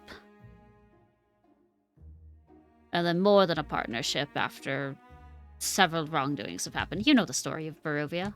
I don't need to tell you about the struggles the Lord has gone through. I suppose not. I've lived here for some time. How did you become so influential as to land that job? It's not an easy thing to become the guardian of a count. We had a long time ago, there was a contest of strength between a bunch of the guards. And it was less of a I got assigned and more of the household assigned me. Or picked me out after, brutally undermining and beating some of the other guards up who were a little cocky and were here for showmanship and not taking this whole debacle seriously. So you must be pretty strong. I would think I am. Yes, certainly. That's good. Do you trust your intuition? Why do you ask? I'm just curious what you think of my companions.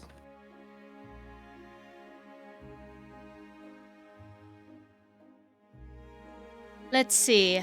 You are flocked with a bunch of nobility. You have an Acer Blood who wants to fix the wrongdoings of their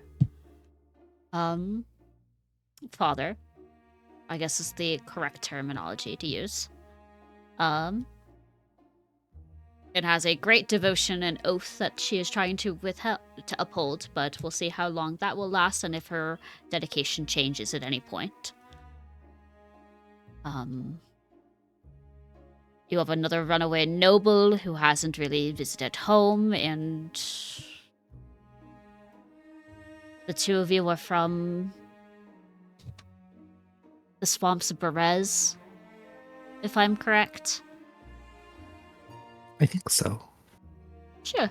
Well, she's not, but, you die, new person, new you. It's what most of the undead folk do. Have you Mhm. died a few times before? Or just the once? Just the once. And how did it feel? Well, I was dying. And then Well, the next yes. moment, I woke up and I was this. Were you happy? Oh, I was angry at first and distraught, and then, you kind of spend a couple of days realizing what the implications of you coming back to life again, and then your dedication, and how everything is turned upside down, and then you just kind of get over it. I wasn't happy. Because why she do this to me when she could have done it to several other people, I don't know. But I guess we do have a pact till death do us part, so... Was the pact sealed before or after? After. Way after. I see. It was a loosey-goosey kind of, we humored the idea, but never made anything official until a couple of decades. Loosey-goosey the technical term for what you have? Or what you had? What we had? When we were just humoring the emotions? Sure. Okay. Because it's I'll have to use that. Yeah, it's kind of weird to, be in service to someone of a higher power and falling in love, and it's the implications of what other nobility did, but then we stopped caring about other nobility because we became the nobility, You love Strahd. I do. Very deeply. How do you know?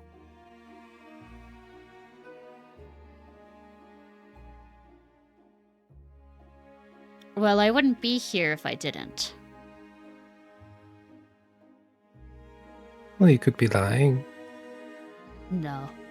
If anyone is lying, it's maybe the young boy. He's new. Kinda got tempted into this, and then probably is now rationalizing that maybe asking for immortality was not the greatest idea. Maybe not. Do you think he's having regrets, doubts, and changing his mind? Or do you think he's in the clear? It's up in the air. I'm certainly with your new burgomaster friend is making him question things again. He doesn't feel like he belongs, but sometimes some days he does feel like he belongs with all of us. He's new, so it takes a little bit to learn the rhythm. He doesn't understand that there's certain things you can't say to Ludmilla, you can't bother Valinta during these hours. He likes to slack on his his duties. Sure. But he's learning. Not too fast, I hope. He's gotta have some fun still. Oh, exactly. If he fucks up here or there, that's just part of learning and understanding that, well, he's got several decades to learn until he gets, I don't know, staked in the heart or what have you. But he's a very clever fighter if he needs to do it. It's clever. Doesn't look it. Unfortunately, that's the best trait. He looks like an idiot, he acts like an idiot, but he is actually very smart. When circumstances demand it. That is very valuable information. I feel like I owe you something now. I may be fey in nature, but you don't owe me anything. You're fine. Having this conversation's delightful. I don't think it's a fey of nature that I owe you something. You gave me something valuable, and I'm sure I can trade you something for it. Is there anything you'd like to know about me?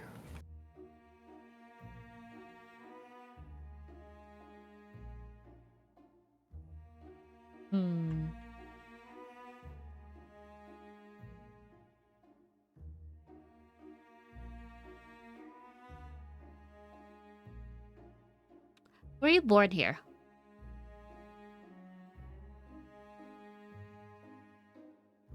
I was made here. My earliest memories are of here, but if I was born here, I don't think I could say.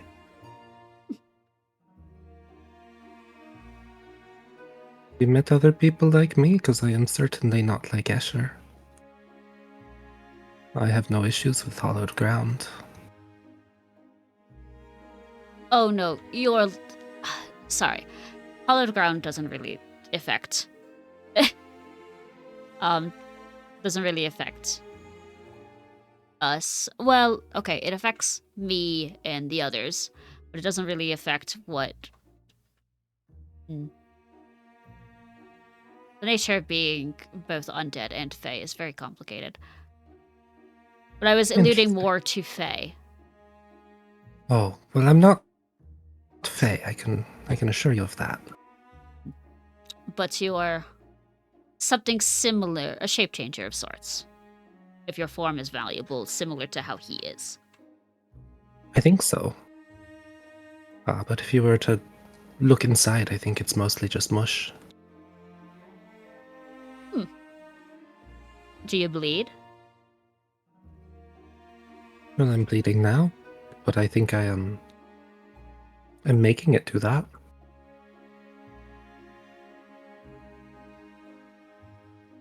Be nourishing.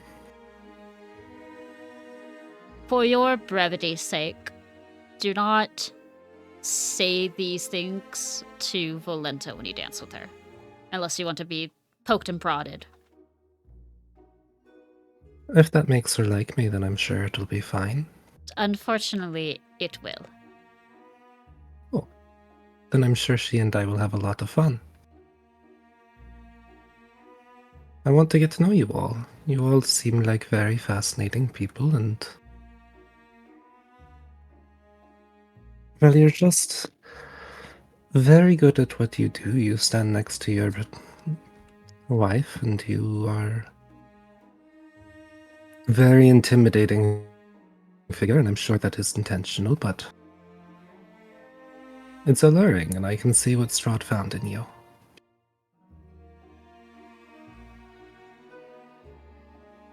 You see, she gives you a bright smile. Charmed in the way you said that. And she's like, thank you. You're a very interesting little character. Little?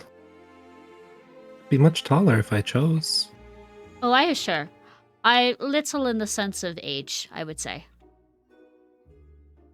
Young, if that feels better. I suppose. Won't always be young. But in comparison to me, you will always be young.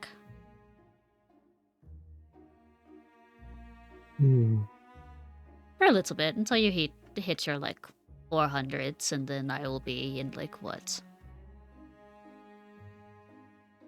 My thousands at that point? It's impressive. Nobody's killed you in all that time. You must be truly something. You know, when people try to slay the Lord for whatever reason, selfishness, prophecies, a way to get out, they'd never expect the people that they're around. Well, why ever would they want to get out? There's Desperation. so much fun to be had here. And then I suppose you should tell that to your two little outsiders then. I'm not sure if they want to get out or if that's the grand scheme of everything, but... Well, I'm worried the hummingbird is not fond of our type of fun.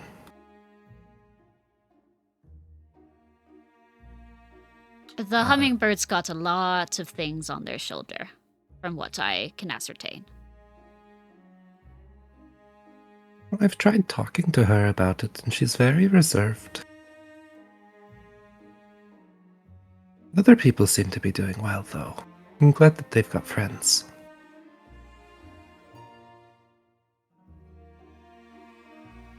Well, you're doing a great job at conversing with me. I would just see if you can try to do that with her. I got her a birthday gift. It was it'll be interesting when they find it or utilize it, I suppose. Mm-hmm. They have something going on with Ismark, I think, and so I taught him to dance for her birthday. And so it'll be fun to see if he retained anything. And you see that Anastasia looks. I don't know if you are at her height, or a little bit shorter, or a little bit taller. Probably a little shorter. A little shorter. She's just looking over your shoulder. And I think passively to both Ismark and Ra, while they're dancing, could feel just eyes on them. But that just kind of happens throughout the dance, I would assume. We are guests under public scrutiny. Uh-huh. I'm an outsider. Yup. But she hums under her breath in amusement and goes, "Interesting. That's a fun gift. I will have to see if it actually goes into fruition. How well it goes." I really hope so.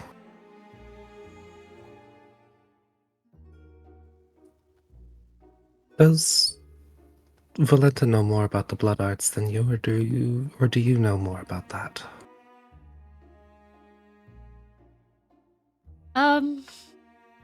She would probably be your best option. Albeit her specialty is illusion work. I see. And the Well, then I Lord, will. I would say the Lord is probably your best option for the blood arts. And in order to dance with the Lord, I'm sure I need to impress you all. Is that what I have to do here? I mean, you certainly can just go up and dance at any point. Well, I don't want it to be meaningless. It would be a nice gesture. In a way of you working yourself up the ladder just to talk to them.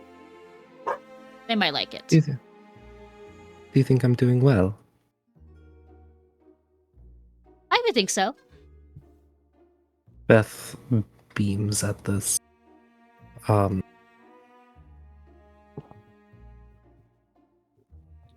She's in a good mood, but I think she's just going to finish out the dance in relative silence unless there's any questions asked of her.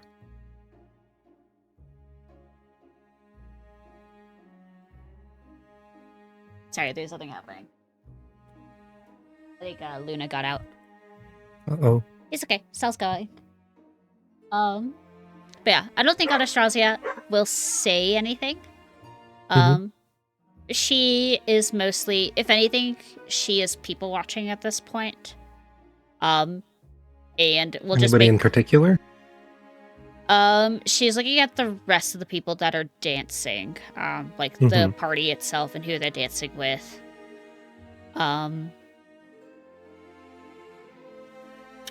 She makes vivid eye contact with Ludmilla, who kind of pieces out outside.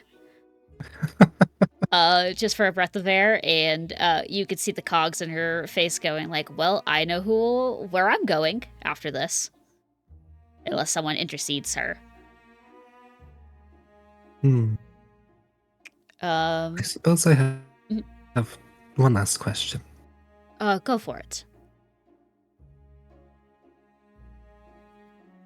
You're worried about somebody who's a mole of sorts, a traitor?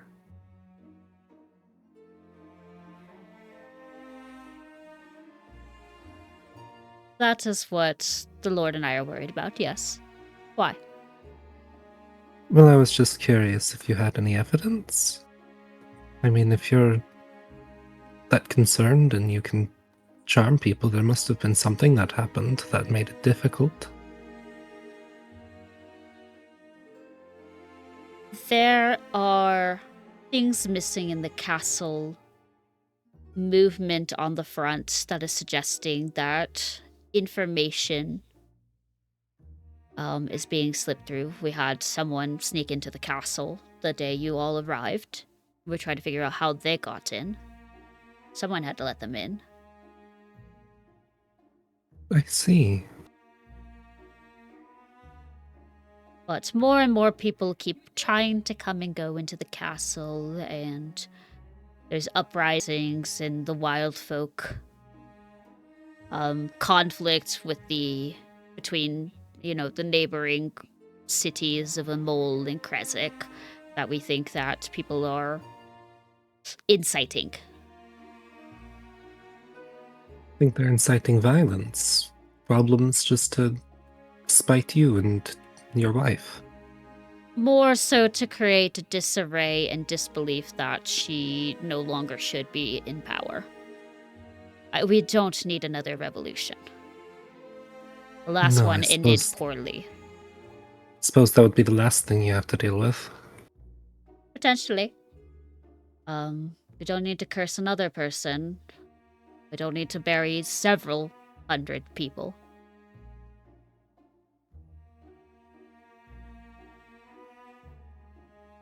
Alright.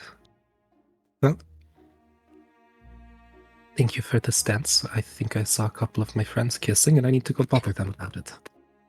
And yeah, you disperse from the dance, and you hear that, Anastasia goes, ooh? But you're already, peeled away, and she looks around to see where you go, and then decides to let the gossip lie for the moment and dip her way, to go follow, Ludmilla outside. Sure. And finally, our sweet Hello. summer child and the bastard himself. Listen, I'm listening. Oh, I just did a big stretch. I wanted you to listen to my big stretch. Good. You feel your old reborn bones click into place. Snap, crackle, hey pop. DM. Yes. Before I talk to Ashley, have you seen the dog corner? I have not seen the dog corner. Wow, Wow. That is what the dog is doing towards Ezek and whoever this gentleman. He is just barking. We need to get Ismark over there. I just wanted to draw your eyes towards that. Thank you. Hi gamer. It's Hi. me, It's me, your boy. I think I did put her against a wall. Uh-huh. I'm gonna put her against this plant. And I think she's just writing down and probably drawing what she can of the ballroom. Yeah. Before not quite drawing Escher, but probably staring at his group of people. 'Cause he's, Yeah, you see. I was like, you definitely see Valenta's in a heated conversation with Rahidin, who does not care that she is yelling at him. And it's like that quiet anger. So she is yelling, but hushedly. So it's kind of hard with the murmur of people that are around in the music. But you could see, you could read her stature and tell that she is very pointedly jabbing at him in the armor. And he is just very much not reciprocating whatever is happening. how's Escher looking right now? Escher is trying to de-escalate. Damn. And you see that he keeps putting a hand on Valenta only for it to get slapped away. He tries to say something a little lighthearted and gets both of their attention, which is both given to him with a soured expression before they go back towards whatever they're doing. And Escher just kind of very politely puts his hands on Valenta, says something in her ear, and then puts his hands up and then walks away. I feel like as he's like starting to walk away, he sees like Lottie standing there staring at him, trying to decide if it's worth. Hold on. You look at me, I look at you. Okay. Make eye contact as he's like walking away with like the intent of like you were considering saving someone from a social situation, but they already got themselves out of it. Uh-huh. I Sure. think Sure. Yeah, go for it. sure.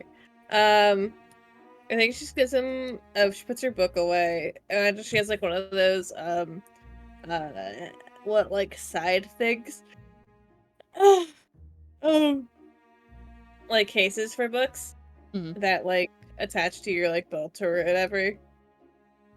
She made it work with the dress. Don't ask her how. Power of magic and love. That's a tome clasp. Thank you. No problem. Yeah, I had no idea what on earth was going. But I think she would give him a wave. And like beckon him over. I'll probably skitter her over here, away from the arguing people. You see that at first he doesn't notice you until like you very visibly try to gesture him over, and then he clocks you. Yeah. Like it looks like he was just ready to sit on the couches and slump over and just, I don't know, drink. Boo, boring. Boo, boring. And then sees that someone is waving him over, and he looks up and then waves at you. Does the whole, who, me? She nods, very excitedly. Yeah. And then he doesn't skip, but he kind of just moves with a purpose towards you. There's a little hop in his step. A little pep in it, if Yeah, you will. A little pep in his step. Yeah. She's giving him a big smile. Despite not talking to a whole lot of people right now, she's been observing the entire room and just been so much information going into her little eyeballs. I think Escher just kind of enters your space, already yapping, and goes,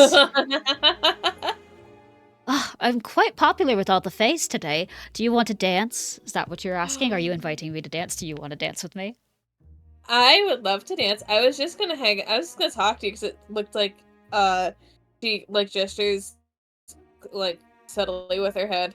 Oh, it's fine. Valenza just needs to let it out. Rodden pissed her off again. Something that the young lady over there reminded her of and just set her off. It's okay. He takes it all the time. Oh. They hate each other.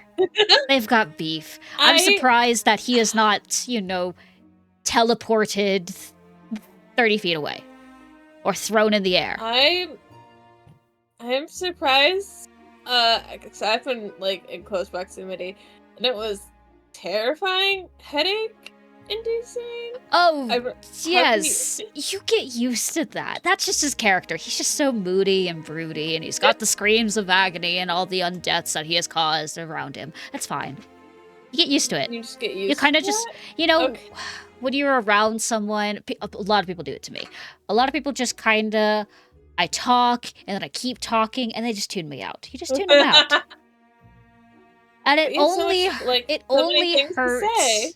Yes, and it only hurts when he wants it to hurt. I guess you guys were just annoying him, and then he just inflicted some ouchie damage to you. I mean, me and Irina kept staring at each other across the table. When we were gonna switch seats, and then it didn't work out.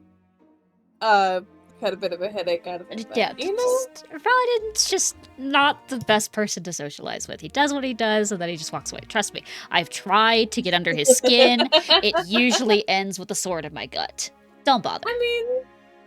Are you sure? Like, is that the only approach you've ever done? You've never just tried to make a casual conversation? Oh yes, Rodden, how are you doing today? Rodden, did you read this book? Oh my god, Rodden, do you want to go watch Valenta do her weird science shit? I think he's just annoyed with me. I mean, I feel like those are all valid questions. Exactly, and it's usually no. Why are you talking to me? How did you perceive me? Get out of my shadow. We can't occupy the same plant. He's the most boring spy master you could ever think of.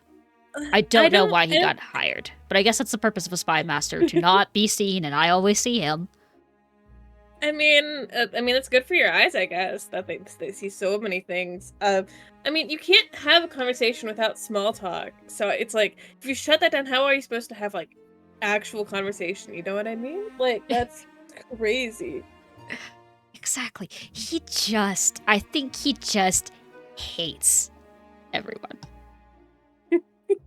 I mean, that's kind of the vibe he gives off. Yeah. So... I know, he's our brooding spy master of the lore. Don't fuck with him, otherwise you'll get a sword in your gut. And don't do that, because even though you're kind of immortal, you'll probably die from it. I don't think you regenerate. No. Cool, I you're would also not that kind of undead. Cool. I would very much like to not die again. It was not great the first time. But you know, I'm alive, so... Kind of. So, got that going for me. And she'll hold out her hand for a dance, I guess. And you hear him going like, do you want me to lead? Do you want to lead? Do you want to have fun? I think she just kind of, like, gives him a look of, like, I have never danced with... she gets off the air if I've never done this before.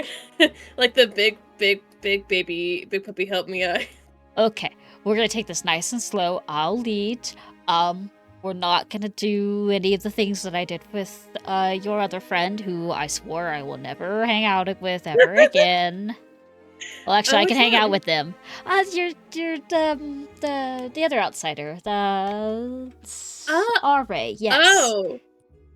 Oh. We had a conversation. We kind of danced a little bit quicker than what we're doing right now, but the music's luckily slower, quieter. It's fine. Yeah, We'll make our own music. I'm a fucking bard. I could just make my own music.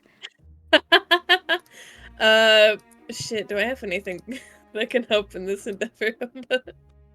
Fuck.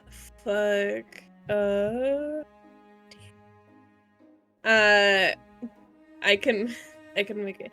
Is this self? Yeah, it is self. Fuck. I'm like a mirror image. I could cast that on him. Make two of him, but can't. I mean, if you want to, I'm happy with whatever. I'm just happy to have someone to talk to, except for kind of standing here watching everyone else. Okay. So great. We'll go slow, and then we'll yap away. Oh my god. A slow yapping. That's what we'll be doing. Okay. A slow yap fast. And he kind of accommodates in a height that will suit like hand placements and how comfortable it would be for you. At first he's a little bit shorter than you, and then realizes that he needs to be a little bit taller. Lottie's watching this with stars in her eyes. Holy shit. This is cool as fuck. You have to be around, like, changelings, right? I was Fae, you were Fae. I'm very obvious. I can look like, and then Escher will just look like, wanna give a die roll?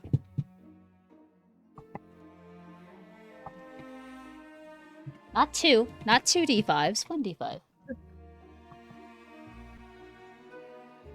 1d5. Very quickly, Escher will look like Beth, and then dip out of it. Like, see? So sort of the thing that comes to my condition is I don't remember a lot, but I am like, I've probably come across a changeling once or twice. That is so cool. Well, I guess the whole purpose of changelings is you don't want to let people know that you're a changeling. I don't care. Your friend I mean, over there that's- probably doesn't care, though I don't know if she is a changeling. Maybe she is. I don't know. I didn't really I don't know. ask. I don't know if she's either. I haven't It's kind- attempted to talk to her. Yeah, it's kind of rude to be like, you a changeling? Because I could be blowing her cover if I just expose her and go, hey, I know you fellow changeling. Can't do that. Yeah, that could be like a huge what's the word, faux pas? Is that the word? Exactly, yes. So what is it like living here in the castle? Like what's it like? Well, it's ever changing. It always moves. It really depends on how Strahd and Anna are feeling. They get to move it around. Like, this wasn't here. I think when you politely all escaped me and evaded my presence and got me in trouble, thank you for that. This was just a cathedral, and suddenly now it's a ballroom. Because Strahd thought that would be a cool idea, and bam, ballroom. I mean, I would have stayed, but everyone else was like, we need to go, and I'm like, okay, I guess. It's fine. I got slightly yelled at, and then I went on a mission to go find you guys and give you a letter and the invitation and apologize and tell you to come, which I'm glad you came, because otherwise, the next invitation would be not an invitation and more of a direct threat to come to the castle. That probably would not have gone well. Exactly. That's why we were trying to do... I was trying to be civil the first time, telling you not to leave the rooms, and then you left the rooms. That's fine. I actually blame the sentient armor for being tricked and hoaxed, but, can't blame sentient armor sometimes.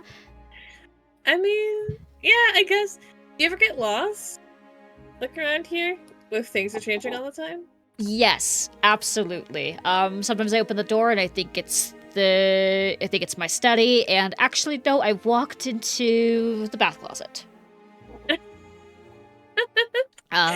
They don't really, Anastasia and Strahd don't really tell us when things get changed. We just kind of innately know where our bedrooms are.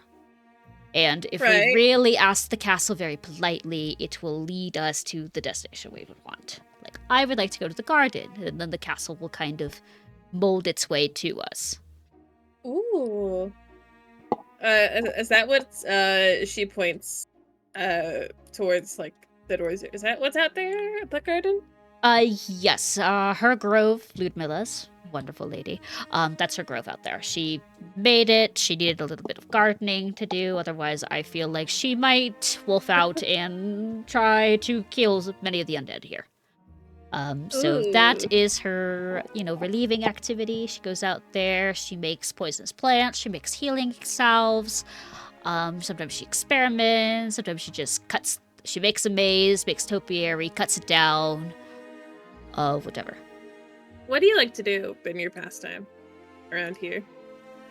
I like to read, I like to write, I play music. The violin is my specialty, though sometimes you could catch me playing the piano. We do our own little home theater where I'll play a song, the others will dance. We really had to teach Ludmilla how to dance recently because she hated it. And Valenza needed more practice. I would love to hear that at some point, maybe. I don't know if we have time. But I assume there's a lot of stuff happening, and I don't know, man. I don't know. Well, you're staying the night, and you're already going over... Didn't mean to eavesdrop, but you guys were just talking about it. But you are going to go over and say hi to Valenta, so maybe I can just join you guys, and I'll just play a little song that may annoy Valenta, but it's okay. I'm her favorite, contrary to what everyone says. I'm the favorite. Are you Valenta's favorite? Absolutely. She can't get rid of me. The others could just throw me, but I'm always back to her, and she just gives up. So clearly she loves me. Okay. I think Claudia sits on that one for a second. It really thinks about.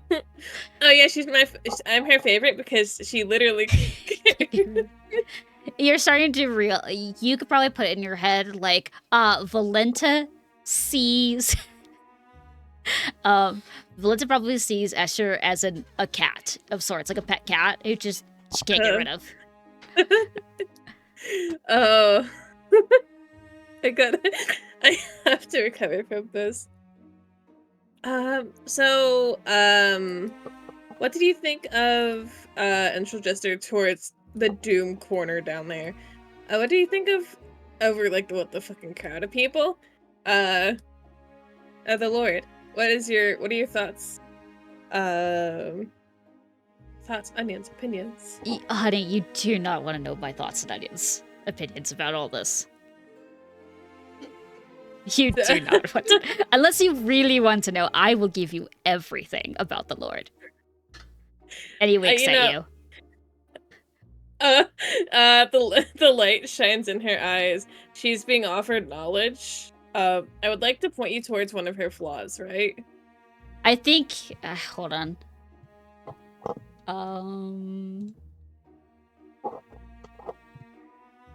Okay, he rolled a great insight. And then he goes, the things I'm going to tell you is about intimate knowledge of how he and I, know. Oh my god. Unless you're into that and you want to know, I will gladly tell you everything. Or about the others. I don't care.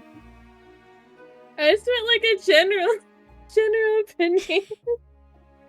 I think like not a lot of people. I'm not gonna flirt with Asher. I have a slow burn going. Also, me somehow flirting with Asher. But she's more blushing. I think out of embarrassment right now. He has in fact got her. Congratulations. I just wanted to know your general opinion. I didn't even know any of that. He's great. She's fine to look at. There's a reason why I'm here. Great conversation, great fighter. Look at the way she talks, look at the way she looks.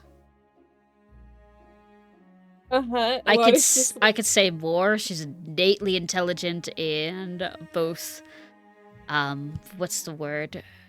Of strategy. Knows a really good amount of arcane magic that I didn't even know that she taught me, and I got to teach others. Loves my music, and I love her music. She does seem like a very smart person. Though I suppose you'd have to be to keep something like this running. She says, and like, a vague gesture. She is a prolific spellcaster. At some point, if all of this goes well, I've been thinking about talking to them, but I'm like, I kind of fucked up at dinner. I'm not really sure. Oh, she'll get over it. It's the water under the bridge, She just doesn't like to talk about her pre-vampire life, I mean, that's fair. That's fair. Everyone's got baggage, and she's got a lot of it, being alive for, more than 700 years. I mean, the same thing with Austrasia. There's certain things, like, do not ask her about family. That's a bad touch. Never talk about her family. Or who she was before she was with Strahd. That's also a bad subject. The arm thing can be bad, depending on how you approach it. She would gladly tell you how she lost it, but who made the prosthesis? Who were they? What were they? What were they together? Don't bring that up. She might cry. She will cry. Okay, well, good to know. I won't do that. It's very nice to, not that, like, she'll, like, make a gesture with her. I had to think for a second. Remember if this Lottie had a fake arm. Don't ask Strahd about her family either. I forgot. Both of them, no family talk. Just none. Okay. You can talk about each other, but you cannot talk about, like, hey, so that brother from the history, what happened to him? Don't. Try that. Almost died. Lottie, who was previously unaware a brother ever existed. I love Usher so much of, like, oh, this outsider knows nothing. I'm just gonna drop so much shit that there's no way you could have possibly known that. Yeah, like the cleric in our party tried to make a joke about it. Very, very poorly taste joke, and then she got thrown across the lake.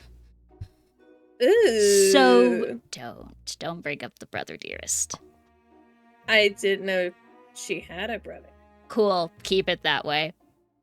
The less you know, the better, I guess. Or I mean, guess- I'm not right. The less you know, the better. Lottie, who's already lost an entire lifetime's worth of knowledge. Haha. Yeah. Yeah, buddy. Sure. But she takes it to the chin. She's fine. So I'm undead. You're undead. We're both some kind of flavor of undead. How long You're did it Fae, take you I'm to? Fae. Oh my god, same hat. How long did it take you to adjust to like being alive but not?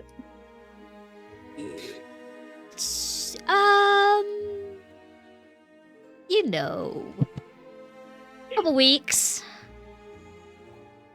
You have to really get over the initial fear factor of waking up and not being you, and then remembering that remembering all the like getting over the things that you miss in your life, like really miss eating certain meals. Now it's just really raw meat that we can taste. There's a spell, I think, that Valenta sometimes casts on us so we can enjoy a great meal, but most of us are just like, kind of feels weird after a bit. I mean, I don't know how long it's been. A year, 3. I recently discovered that spell, actually. It's been kind of nice to go back to feeling like an alive person for a second. Yeah, enjoy that while you can. It gets a little weird after, you've been dead for like more than 10 years. Yeah, I can see that. Totally understandable. It also really makes you sad, because then you're like, oh, remember my human life, or, well, I guess our Fae lives. Remember our Fae lives where we get to get drunk on cream and sugar all the time and love desserts. Yeah, now I can't stand that. I mean, and then you start really thinking about your family you left behind, all the people you've accidentally killed, and it just becomes too much to think about. Hey, chat, hold on. Yeah. I'm just quietly adding a single stress to the stress meter. Okay. I think she, it just lets him talk for a second. I mean, a fortunate, but unfortunate side effect, I suppose. I don't remember anything, about anything, ever, up until, coming back to life. So trauma. How that going for me? Cool. Her posing this in a not quite so serious light, but Well, I hope it's kind of hard when I hope you remember the things that you lost, unless you don't want to remember them. That's fine too. That's absolutely okay if you just decide I don't want to remember my past life. I am in the pursuit of fun because I write a lot, and I assume I've written a lot before. I had a book with all my stuff in it, and then it went missing. Yep. Once I find that, I can at least get some of it back,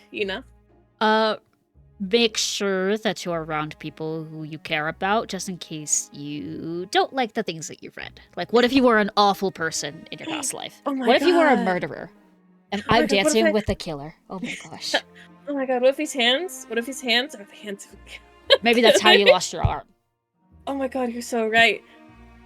No offense, I didn't want to bring it up your missing arm. That's really insensitive to me. I'm so sorry. It's Anastasia fine. would have killed me for that. No, I'm already dead. Actually, I really like it. It's and she'll take a moment and flex it and show off the joints that have the gold in them. Mm-hmm. Actually, it's really cool. I think if I'm not mistaken, I can climb, literally climb walls with these. With this, so it's It's actually really cool. I don't mind talking about it. It's Okay. I'm okay, I'm we- not gonna bite your head off. I'm just saying we don't know what that orb was or how'd you lose it. And I'm just saying that could be dancing with a murderer right now. Right now at this very moment, you could be, and we'll never know. We'll never know. I guess Until you find that book, which I hope you find that book. Or but I mean, I just know make who has. I know okay. who has it. Cool. Who has it? And she'll just, like like imagine like there was like kind of like turning, and wait to a point where like Strahd is in like the line of sight, and just gesture it over. Ah. And then you feel a hand leave like your side to pat you on the shoulder sympathetically, and and he goes, "My condolences. Good luck." It's okay. Yeah, I've been figuring out how. I've gone through all the motions, so I'm pretty okay with it. I've made peace with the fact that it's probably been read. But like, you know, it's fine. Worse things could happen. It still exists, which means I can still read it. So, all things considered, not the world's worst option. All right. Whenever you get the book from the love of my life's hand, be sure to be around people you love, just in case you find things out that really spell bad things, negative things. Hopefully Yeah, it's of course. good. Maybe it's just I mean- it's very sweet and somber, and it tells you about your family and everything. Or it could tell you that you fucked up and you destroyed a whole entire civilization or something. Oh, that'd be awful, wouldn't it? Just like start reading those. Oh, you Maybe know, I had. maybe have someone else read your book before you read it, just to like so you Oh can my gauge God. on if it Oh my was God, watch good or their- bad. Watch their face change, and if they start making like a Mhm. a really sour one, and they go, "Oh, I fucked up." Yeah, find someone who is easy to read, unfortunately. Fortunately for you. Someone who expresses a lot. The tall, flighty one, the angel, the really pretty one, she is very expressive. Maybe. Oh my God, maybe I could ask her. Could also ask. I have a few people, but I might, I might just let the angel look at it and see what she thinks. That's all barring I get it back tonight. True. Who knows? You might go on a grand quest just to get the book back, or she'll just give it to you if you ask. I don't know. I mean, I could ask her very nicely for you. Hey, Lottie's looking for the book we know you have. She really wants it. Can you give it to her, pretty please? I will get back to you on that. So, are you from here, Barovia as a whole, or No. I'm an outsider. But Barovia is my place. It's my home. I love it. What did you think of it at first when you first came in? Well, we were all kind of in a very similar situation you are, as like, wow, these people live like this? Oh my god. I was talking to Ismark about the sun, right? You see he immediately is disinterested. You say Ismark and he looks away. Okay, the point I'm trying to make is he was talking about wanting to stare at the sun and would not listen when I told him it'll make you go blind for staring at it because it's a big old ball of flame that will hurt your eyes very badly. He is an idiot like that. Not that I know. Not that you know, of course not. That I know. No, absolutely. No, I would not know no, him no. also intimately or anything. Yep. No, absolutely not. Why would you ever? But no, I mean, I've met a lot of people. I feel like it's a pretty common notion for people to be like, well, I can stare at the sun. I'm built different. And they're in fact not built different. They're just built I don't want to say stupid. It's just mean. They don't know. But- They don't know any better. It's like if I show you something really cool, like the vast expanse of the void or something like that, and you stare at it, and then you lose your self. It's when outsiders come and see the mist. They're like, I can walk through that mist, and then they die of suffocation or go insane.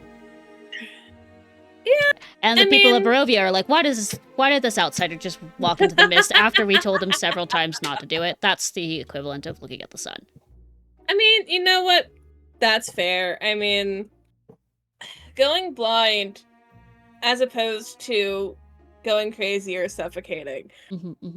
I feel like there's better chance that your chances are better with the sun. I would rather go blind than, yes, going crazy or... Well, I don't breathe, so I guess I'd be fine. But losing my mental state, not great. Oh, absolutely not. The sun can Sunburns. burn you. You're lying to me. Shit. Oh my god. Oh, did you see, so we're talking about, the flighty one, alright? Oh my god, do you see, I think he kissed Cat's hand earlier.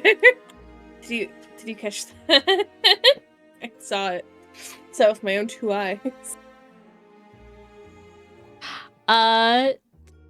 Ismark, or not Ismark, whoa. Whoa. Ismark's not here. Ismark? No. Ismark is here. Yes, Ismark is yapping with Irina. No, Asher, clues in and goes, the angel? No. No, the white hair, black hair. There's 2 of them. Oh my god, spooky looking. Bonar. Bonar. The other one of us. The flighty one kissed the bone arm. The angel kissed the undead one. Sorry. There's listen. She looks at it. There's so much like cross romance going on here. I don't know what's going on. Everyone's trying to flirt with RA, but also there's so much. You're talking to a person who has 4 wives / 1 husband, a wife husband, a partner, a husband. A husband, yes. I got 3 beautiful wives and 1 husband. One very attractive husband. No, it's like, that's fine. It's just like, it's hard to keep track when, well, I guess it's not really that hard when they all keep staring at RA, but like, it's a bunch of outsiders and a bunch of people from Barovia who have had a very tough life, and then you're all put into circumstance together, and you want to ignore the tough life by going, I could tap that. Listen, it's normal party behavior. I kissed at least 2 of my party members. I mean, that's fair enough, yeah. I don't know how I particularly feel about that. I in the pursuit of knowledge, I like learning things a lot more. And I've never met anybody, I think, that I've been that attached to. Me, Jester, cries, weeps, bangs on the walls, but I can't say anything because this bitch doesn't know shit. But yeah, I think it just like turns into these 2 fucking gossiping. Yeah. For like the rest of it, because I breezed through my questions and I'm just kind of ad-libbing past a certain point. You keep yapping, and like you feel like the conversation kind of loops a little bit because you go back to a conversation you had, and then there's more yapping having. Because like you just talk about the interpersonal, like the weirdness of the party, and then Escher talks about how weird it was with his party way back then. And then like with the current, the husband and wives. Husbands. And he kind of says, sometimes I try with Rahidin, it's not working, but one day I'll get him. I mean, I feel like it's like the can't tail say end no of the forever. conversation. But eventually, yeah, he kind of like... Listen, I feel like at some point, if he had something else in his life, he'd be a little less miserable looking. Just a little that's bit. what I'm gonna fix. I'm gonna be the little spark of joy in his life to crack that outer shell. He's just being a tough gonna cookie fix- about it. We'll figure it out. You're gonna fix him? I'm gonna fix him. Is that what you're telling me? Okay. I don't you think know- I can fix him, but I can improve him, make his life a little better. You know what? I believe in you. Mhm. I believe Thank in you. the. I Thank believe in your power. And I believe Thank you'll you. figure out what the fuck they're doing. Oh my god. And maybe join them, maybe not. I know I'm not Use- interested in RA. Use your artistic skills. Sweep them off their feet. Oh my god, you're so right. I'm also. Yeah, I didn't know I was that good at art. Well, you're phenomenal at it. I'm pretty sure one of those ladies absolutely would adore it. And then bam, You're- kiss. Easy peasy. Oh my god, you're so right. It's how to get kissed. Make a good drawing, give it to a lady. She likes it enough. She kisses you. You're in. You know. That's how it. Yeah, Escher is trying to give you really poorly romantic advice. Because he He is absolutely talking to a person who is a little bit on the demi-romantic scale of just like, no, you just go for it. And you're like, no, I have steps. I have to learn deeply about them before I could even think about kissing them. And she's just, I think, like, in the spirit of taking at least it's a brief consideration. It's just like nodding. And eventually, probably, you know, the song ends. Wow, one long ass song.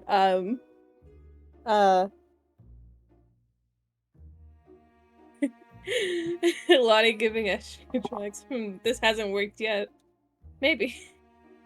It'll work at soon. Yeah, I don't have any more questions. That's it. I think at some point they separate and Lottie just goes to think about something for a second. Yeah. What? Oh my god. Me. I'm not gonna flirt with Escher. Escher is just a naturally flirty person. I'm not interested in RA. It's not Yet. gonna happen. Are you sure about that? It's inevitable. I think Lottie's gonna go outside to the dog. We'll give like a very polite goodbye to Escher. You know, wish him well. You know, maybe don't hide in the same plant as Rawhide just yet. Have fun. I'm gonna go. I think I heard a dog. Outside. Oh yeah, someone go- probably brought their dog or something like that. That was allowed. We said, okay. Just don't go to the garden with the wolves, otherwise they're just gonna be adopted by the wolves. And you'll never have your dog again. Oh my god, I'm gonna go find that dog. It's been nice chatting with you. I hope you have a good night. See you later. I'll be here all night if you want to dance again and yap away. If you find more gossip, come my way. Oh my god, if I find out anything else, I will beeline it towards you. You will see me coming a mile away. And then she will skitter. Past these two, and Anastasia. That's Anastasia in the corner. That's me in the spot. It's Anastasia in the middle of the room. I'm joining the dog corner. You're joining the dog corner. Alright. Dog. They asked. That was. I was like, God, Lottie's thing is gonna be so long. She's just gonna keep yapping. Forever. That is the problem when you talk to Escher. Escher he possesses me, and then I start yapping. It's fine, honestly. In like another world, maybe in this world, they're such a good match for each other. Honestly. Okay, what if they They kiss? both- Yeah. What if they They kiss? both. What if they kiss? What if? He should stick around. You guys can fix him. Listen, if I talk We to just him have to enough- keep him away from. We just have to keep him away from. Ismark for Ismark and Irina, yeah. And Beth. Beth wants to hit him. Jesus. it's okay. He might like being hit. I don't know. No. Also, Allegra is definitely getting the book as soon as Lottie gets it. Because Lottie's now thinking, oh my god, what if I am a bad person? What if was a bad person. What if these hands killed?